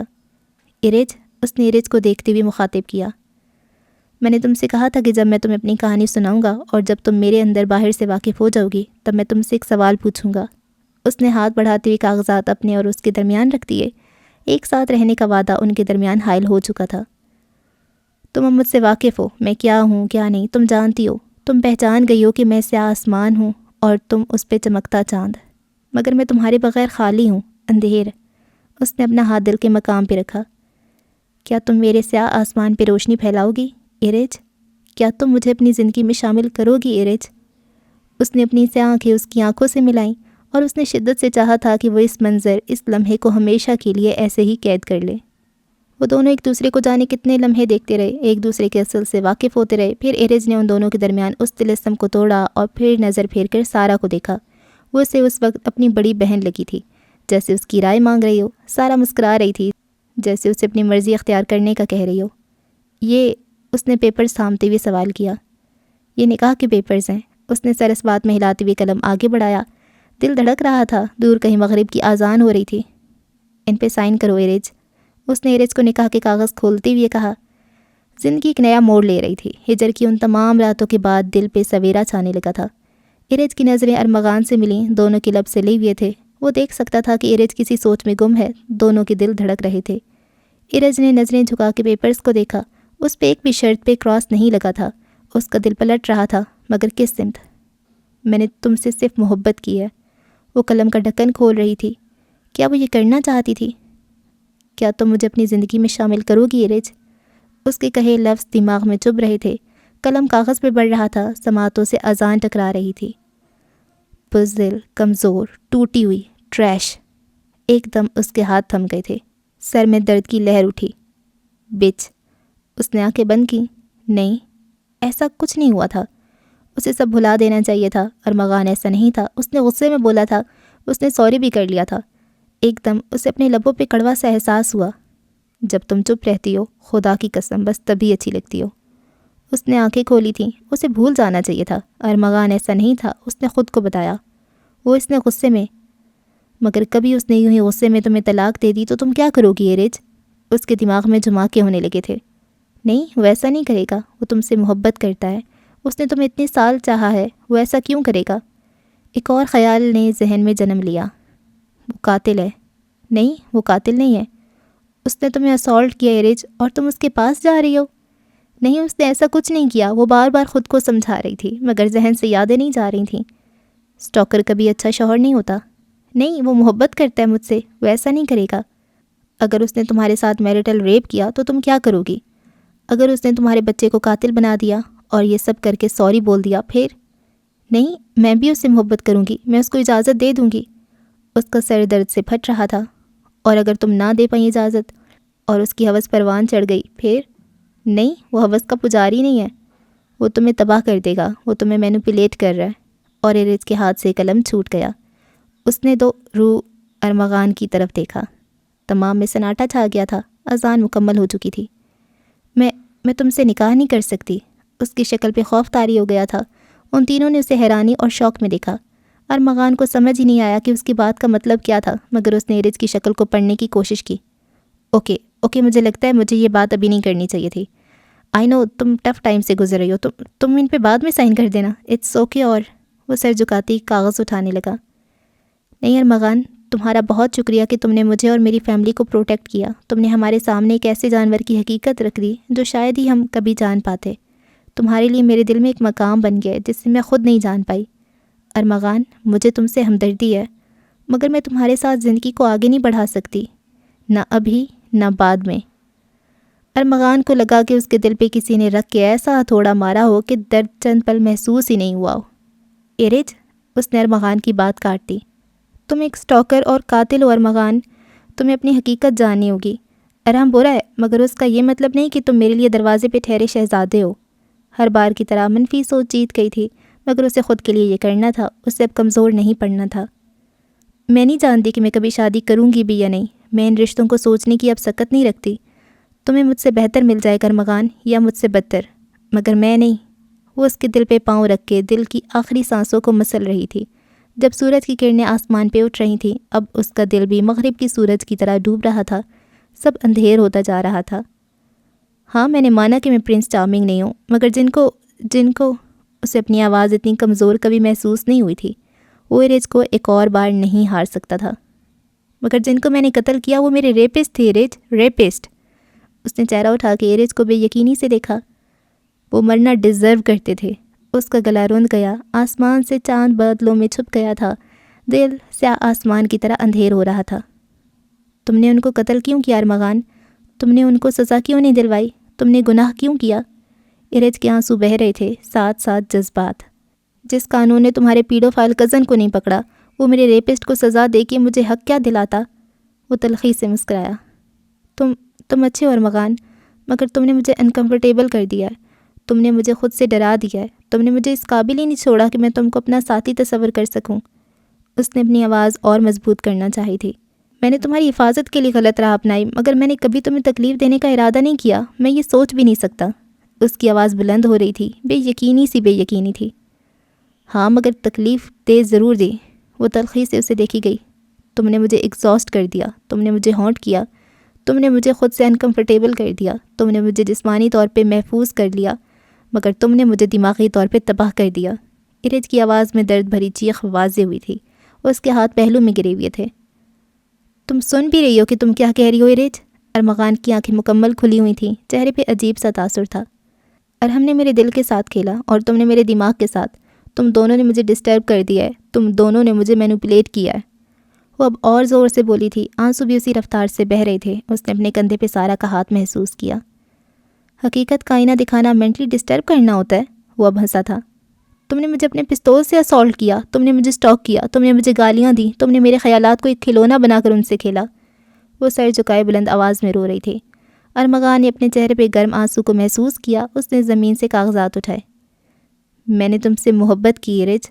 اس کی آواز دھیمی ہوئی تھی، بولنے کی سکت نہیں رہی تھی۔ تم نے مجھ سے محبت کی ارمغان، مگر محبت کا ہر غلط راستہ اختیار کیا۔ تم نے محبت نہیں، مجھ سے جنون کیا، اور جنون کا قابض ہو جانا حیوانیت کی شروعات ہوتی ہے۔ اور اس نے درد سے آنکھیں بند کرتے نکاح کے پیپرز 2 ٹکڑوں میں پھاڑ دیے۔ شاید دل کا کچھ یہی حال ہوا تھا. اس کا دل کسی نے اتنے برے طریقے سے چکناچور کر دیا تھا کہ وہ اب واپس جڑنے کے قابل بھی نہیں رہا تھا، اور اسے لگا تھا کہ وہ خود کو پرنس چارمنگ سمجھ کر آرام سے ایک ڈزنی پرنسس کو اپنا بنا لے گا اور ان کا ہیپیلی ایور آفٹر ہو جائے گا. اس نے خود کو سمجھنے میں ایک اور بار غلطی کر دی تھی. وہ زمین سے اٹھا اور دیوار سے ٹیک لگاتے ہوئے اس نے اپنی پاکٹ سے سیل فون نکالا جو چند سیکنڈ پہلے میسج کی وجہ سے تھرتھرایا تھا. ان لوگوں کی اگلے 2 گھنٹے میں فلائٹ ہے. باس جلدی بتائیں کہ آگے کیا کرنا ہے. پلین ہائی جیک کرنے کا پورا منصوبہ تیار ہے. وہ لوگ یہاں آ گئے تو ہم سب مارے جائیں گے. باس ہم سب کی جان آپ کے ایک حکم پر ہے. وہ میسج پڑھتے ہوئے زخمی سا مسکرایا تھا. اب پلین ہائی جیک کروانے کا کیا فائدہ تھا؟ وہ تو پہلے ہی ایرج کو اپنا ہم سفر بنا بیٹھا تھا. ایرج تو اس کی زندگی بن گئی تھی. ایرج تو اس کی طاقت بن گئی تھی، جس کے سہارے وہ دنیا سے لڑ رہا تھا، اپنی زندگی جی رہا تھا. وہ تو اپنی زندگی کو ایک امید کے تحت گزار رہا تھا. اب طاقت ہی نہیں رہی تو لڑنے کا کیا فائدہ؟ اب امید ہی نہیں رہی تو زندہ رہنے کا کیا فائدہ؟ میں وہاں پہنچ رہا ہوں، میرا انتظار کرو. وہ اتنی جلدی مرنا نہیں چاہتا تھا. وہ اسے اپنا ہوتے نہ صحیح مگر ویسے ہی دیکھنا چاہتا تھا. اس نے فون پاکٹ میں ڈالتے ہوئے ایرج کی طرف دیکھا اور ان آنکھوں میں ٹھہرے پانی نے ارمغان کی آنکھوں میں جلدی آگ کو راکھ کر دیا. محبت کی باتیں دل میں ہی رہ گئیں. ہجر کی راتیں اور طویل ہو گئیں. ایک دوسرے کا ساتھ مٹی مٹی ہو گیا. حسین جھوٹ سا طلسم ٹوٹ گیا. جن باتوں کو سوچا تھا اس نے بنائے گا اچھی یاد، وہ بس اب کڑوے گھونٹ کی مانند رہ گئیں. شکریہ ایرج. اس کی آنکھوں میں دیکھتے ہوئے وہ مسکرایا. میری موت آسان بنانے کے لیے. وہ گھٹنوں کے بل واپس بیٹھتا چلا گیا. میں نے تم کو ایک اچھی یاد کے لیے اپنا بنانا چاہا تھا تاکہ جہنم میں کوئی تو میرے ساتھ ہو جس کو سوچ کر میں اپنی زندگی کی سزا برداشت کر سکوں، موت کو سکون کے ساتھ اپنا سکوں. ان دونوں کی آنکھیں اب بنجر ہو گئی تھیں، دل کی طرح کسی بھی نمی سے پاک. مگر پتہ ہے کیا؟ تم نے اچھا کیا، تم نے مجھے ابھی سے مار دیا. وہ زخمی سا ایک بار پھر مسکرایا. اب دل ہی مر گیا تو روح نکلنے میں کیسی تکلیف ہوگی. پھر وہ ہلکا سا ہنسا اور ہنستے ہنستے پتہ نہیں کب آنکھوں میں پھر سے آنسو جمع ہونے لگے. ایرج اسے ساکن ہوتی سانسوں کے ساتھ دیکھی گئی. بادل سیاہ ہو گئے اور ان پہ کالے بادل بارش کی نشاندہی کر رہے تھے. وہ کھلی فضا میں زمین پہ بیٹھتے ہوئے تھے. تم نے اپنا دل بچا لیا. دیکھو تم. اس کی آواز گلے میں پڑتے آنسو کے پھندے کے باعث اٹکی. تم نے خود کو چن لیا. تم کتنی مضبوط ہو گئی. مجھے تم پہ بہت فخر ہے ایرج جاوید صدیقی. اس نے آنکھوں کو بند کر کے واپس کھولا. اچھا مجھ سے ایک وعدہ کرو. اس نے ہنستے ہوئے اپنا ہاتھ آگے بڑھایا اور ایرج نے اس کی آنکھوں سے ایک پل کے لیے بھی نظر نہ ہٹاتے ہوئے اس کا ہاتھ تھام لیا. مجھ سے وعدہ کرو کہ ان دونوں کے آنسو ایک ساتھ قطرہ قطرہ بہنا شروع ہو گئے تھے. سعد نے آگے قدم بڑھائے تھے مگر سارہ نے اس کا ہاتھ تھام لیا. مجھ سے وعدہ کرو کہ جب میں مر رہا ہوں تو مجھے بچا کر تم گناہ نہیں کماؤ گی. ان دونوں نے نظروں کا تسلسل توڑ کر ایک دوسرے کے ساتھ ماتھا ٹکایا اور آنکھیں بند کر لیں. دونوں کے ہاتھ درمیان میں پہلو میں گرے ہوئے تھے مگر ساتھ جڑے ہوئے. مگر تم میری قبر پہ مٹی ڈال کر ثواب ضرور کمانا. اس نے ایک بار پھر درد بھری ہنسی کے ساتھ کہا. اس نے اب ایرج کی سسکیوں کو سنا تھا. میری حقیقت تو موت ہی تھی، میں اسے مطمئن ہو کر گزاروں گا. وہ رندھے ہوئے گلے کے ساتھ بولتا جا رہا تھا. تمہاری حقیقت زندگی ہے ایرج. تم مجھ سے وعدہ کرو کہ تم زندگی کو مطمئن ہو کر گزارو گی. ایرج نے سر اٹھا کے ارمغان کو دیکھا. اس نے زور سے اس کا ہاتھ دبایا جیسے اور مضبوطی سے تھاما ہو. آسمان اندھیر ہو گیا اور بجلی کڑکنے لگی تھی. وعدہ کرو ایرج. ارمغان نے سر اٹھا کر آنکھیں کھولتے اس کی آنکھوں میں جھانکا. ایرج نے سر نفی میں ہلایا تو اس نے ایرج کا ہاتھ چھوڑا اور دونوں ہاتھوں سے اس کا چہرہ ہاتھوں کے پیالے میں سمیٹ لیا. ایرج مجھ سے وعدہ کرو. اس نے ایک بار پھر کہا. وہ بہت مشکل سے اپنے آنسو روک رہا تھا. نہیں. اور ایرج اتنا ہی بول پائی کہ اس کی آواز ٹوٹ گئی. ایرج میری یہ آخری بات مان لو پلیز. مجھ سے اپنی زندگی کا وعدہ کرو. اس کی آواز ختم ہونے لگی تھی. ایرج نے بہت آہستہ سے گردن اسبات میں ہلا دی. وہ دونوں نہ جانے کتنی ہی لمحے یوں ہی بیٹھے بیٹھے روئے تھے جب سارہ اور سعد ان سے لپٹ گئے. بارش کی ہلکی ہلکی بوندیں محسوس کرتے ہوئے وہ اٹھ کھڑا ہوا مگر ایرج نے اس کا ہاتھ نہیں چھوڑا تھا. اس نے ایرج کو دیکھا مگر وہ اسے سخت نظروں سے دیکھ رہی تھی. ارمغان نے گہری سانس لیتے ہوئے دوسرا ہاتھ بڑھایا اور ایک ایک کر کے اس کی انگلیاں اپنے ہاتھوں سے ہٹانے لگا. مجھ سے محبت نہ کرنے کے لیے شکریہ. اس کا ہاتھ بے جان سا پہلو میں گر گیا. خدا حافظ. وہ پلٹتے ہوئے زینے کی طرف بڑھا. موت کی گنتی شروع ہو گئی تھی. اسے بھی اب بس موت کا انتظار تھا کیونکہ زندہ رہنا ہر سانس کے ساتھ عذاب ہوتا جا رہا تھا. سب کتنی جلدی ختم ہو گیا تھا چند لمحوں میں. محبت کبھی کامل ہوتی ہے کیا؟ اس کو محبت کرنی ہی نہیں چاہیے تھی. ہاں سب اس کی غلطی تھی. اس نے سیڑھی پہ پہلا قدم رکھا ہی تھا کہ اس ایرج کی آواز آئی. تم سمجھتے کیا ہو خود کو؟ اس کے قدم زنجیر ہوئے تھے مگر وہ پلٹا نہیں. اس نے اپنی طرف اٹھتے اس کے قدم محسوس کر لیے تھے، آنکھیں بے ساختہ بند ہو گئیں۔ کہ تم میرے ساتھ جو مرضی میں آئی کر لو گے، جب چاہو گے مجھے حاصل کر لو گے، جب چاہو گے مجھے اکیلا چھوڑ دو گے۔ اس کے قدم دھیمے تھے، وہ لمحہ سال لگ رہا تھا۔ میری طرف دیکھو۔ اور وہ اس کا کہنا کیسے نہ مانتا۔ وہ پلٹا اور اس کی آنکھوں کو دیکھتے ہوئے اسے وہ اجنبی سی لگی تھی۔ یہ محبت تھی تمہاری جسے تم نے پل میں چھوڑ دیا، ارج سخت لہجے میں کہہ رہی تھی، اور وہ ارج کو بے یقینی سے دیکھ رہا تھا۔ تم خداحافظ کہہ دو گے تو اس کا مطلب یہ نہیں ہے کہ میں بھی کہہ دوں گی۔ وہ اس کے اور قریب آئی تھی۔ تم نے مجھے اپنی کہانی سنا دی ارمغان۔ وہ گال پہ ہاتھ پھیرتے آنسو صاف کرنے لگی۔ مگر ہماری کہانی ابھی ان کہی ہے۔ اس نے اپنا ہاتھ آگے کیا تو اس میں نے کہا کہ 2 ٹکڑے ہوئے کاغذ رکھے ہوئے تھے۔ تم نے مجھے اپنی کہانی سنا دی ارمغان، مگر تم مجھے اب ہماری کہانی سناؤ اپنے زاویے سے۔ اس نے ارمغان کا پہلو میں گرا ہاتھ تھاما اور اس کی ہتھیلی پہ نکاح کے کاغذ رکھے۔ اور پھر میں تم سے پوچھوں گی کہ کیا تم مجھے اپنی زندگی کا حصہ بناؤ گے ارمغان مطہر علی؟ اس نے ارمغان کا وہی ہاتھ تھاما تھا۔ ان دونوں کے لمس نکاح کے کاغذ سے مل گئے تھے۔ وہ بدقت مسکرا بھی نہیں سکا۔ یہ قدرت کا کیسا تماشا تھا، خدا کا کیسا معجزہ تھا کہ شیطان کو بھی ایک موقع فراہم کر دیا گیا تھا۔ اس نے ارج کی آنکھوں میں دیکھا جو چہرہ ترچھا کیے اسے دیکھ رہی تھی۔ اس کے چہرے پہ ہلکی سی مسکان تھی۔ سارا نے دور بیٹھے انہیں مسکراتے ہوئے دیکھا تھا۔ اسے بے ساختہ اپنا منگیتر یاد آیا تھا۔ سب کچھ کتنا بدل گیا تھا۔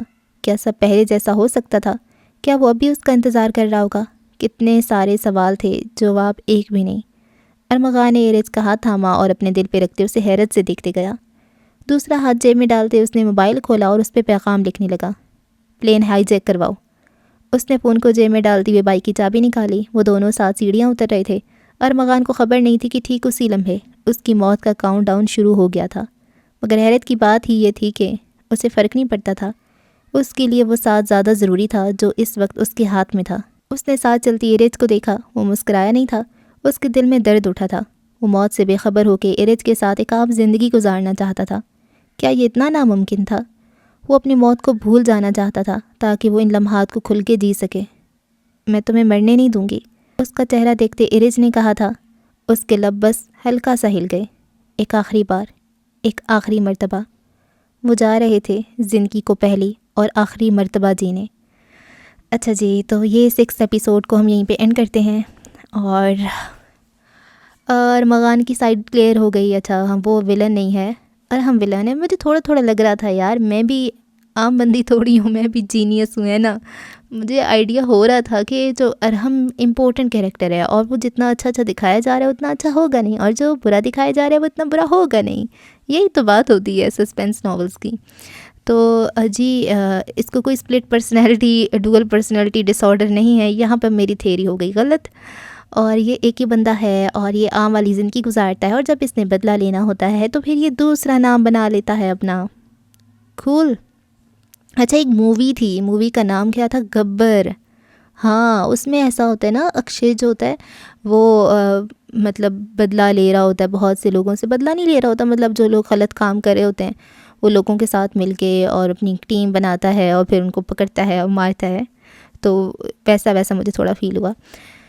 اچھا اگر بات کریں اس کی یار ارمغان کی، اس کے ساتھ واقعی بہت برا ہوتا ہے۔ اچھا ناول میں کافی چیزیں بہت زیادہ بولڈ ہو رہی تھی، اور مطلب ایک نا لگ رہا تھا کہ اس کو اگر نہ اتنا زیادہ ایکسپلین کیا جاتا تو اچھا تھا۔ مطلب جو بات بتانی چاہ رہی تھی، جو ڈیلیور ہونی تھی وہ ڈیلیور ہو گئی تھی۔ کچھ زیادہ ہی بولڈ الفاظ استعمال کر لیے گئے ہیں، لیکن ہمارا کام پڑھنا ہوتا ہے، ہم نے پڑھ دیا تاکہ وہ شاید انٹینسٹی پیدا کرنے کے لیے ناول میں۔ خیر ٹھیک ہو گیا۔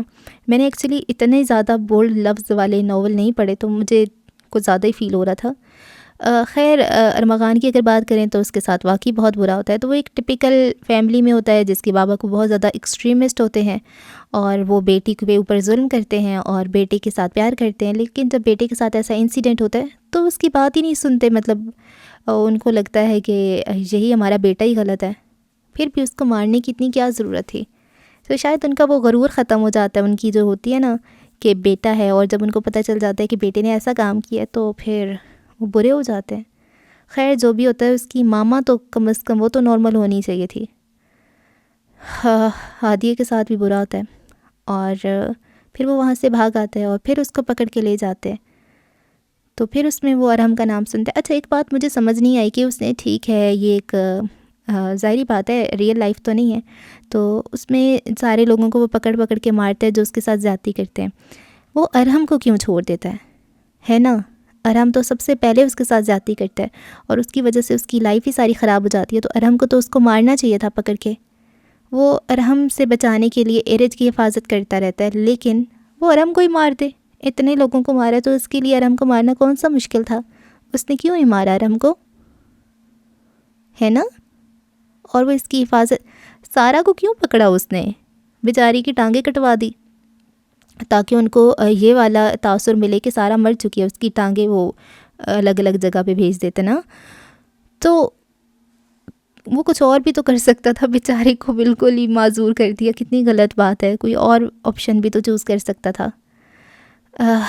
اور سعد ان کو کیوں کیا؟ سعد کی تو بھی خیر کہانی نکلے گی، سعد نے تو ابھی تک کچھ بولا ہی نہیں ہے، سعد کی کہیں زبان ہی تو نہیں ختم کر دی ہیں؟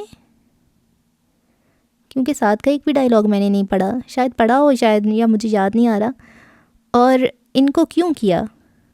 ان کو حقیقت بتانے کے لیے ارحم کی، یا بھی ان کی کہانی نہیں نکل کے آئی؟ اور یہ مر جائے گا کیا؟ اور ارج نے نکاح نہیں کیا، ٹھیک ہے وہ صحیح والی وجہ بتاتی ہے کہ اتنا ایکسٹریمسٹ ہوتا ہے، وہ اس کو اچھی خاصی گالیاں دیتے ہیں، بھئی تمہیں یہ بندی پسند ہے، اس کے سامنے کوئی اچھا سا امپریشن دو، اس کو تم گالیاں دے رہے ہو۔ وہ اس کو بھی اچھے خاصے اینگر ایشوز ہیں یار، نارمل تو خیر وہ بھی نہیں ہے، وہ اپنے آپ کو وہ بلیڈ سے کٹس لگاتا ہے، اور نارمل تو نہیں ہے نا وہ بھی۔ اور جب جانتے بوجھتے کون ایسے اب نارمل بندے سے شادی کرے؟ خیر شادی ہونے کے بعد اگر وہ اپنا بیہیویئر دکھائے تو پھر تو بندہ پھنس ہی چکا ہوتا ہے، لیکن جانتے بوجھتے تو کوئی نہیں مکھی نکلتا۔ لیکن ابھی بھی کچھ بھی ہو سکتا ہے، ابھی ہمارے رہ گئے ہیں جی 200 صفحات، دیکھتے ہیں آگے کیا ہوتا ہے۔ دعاؤں میں یاد رکھیں۔ اللہ حافظ۔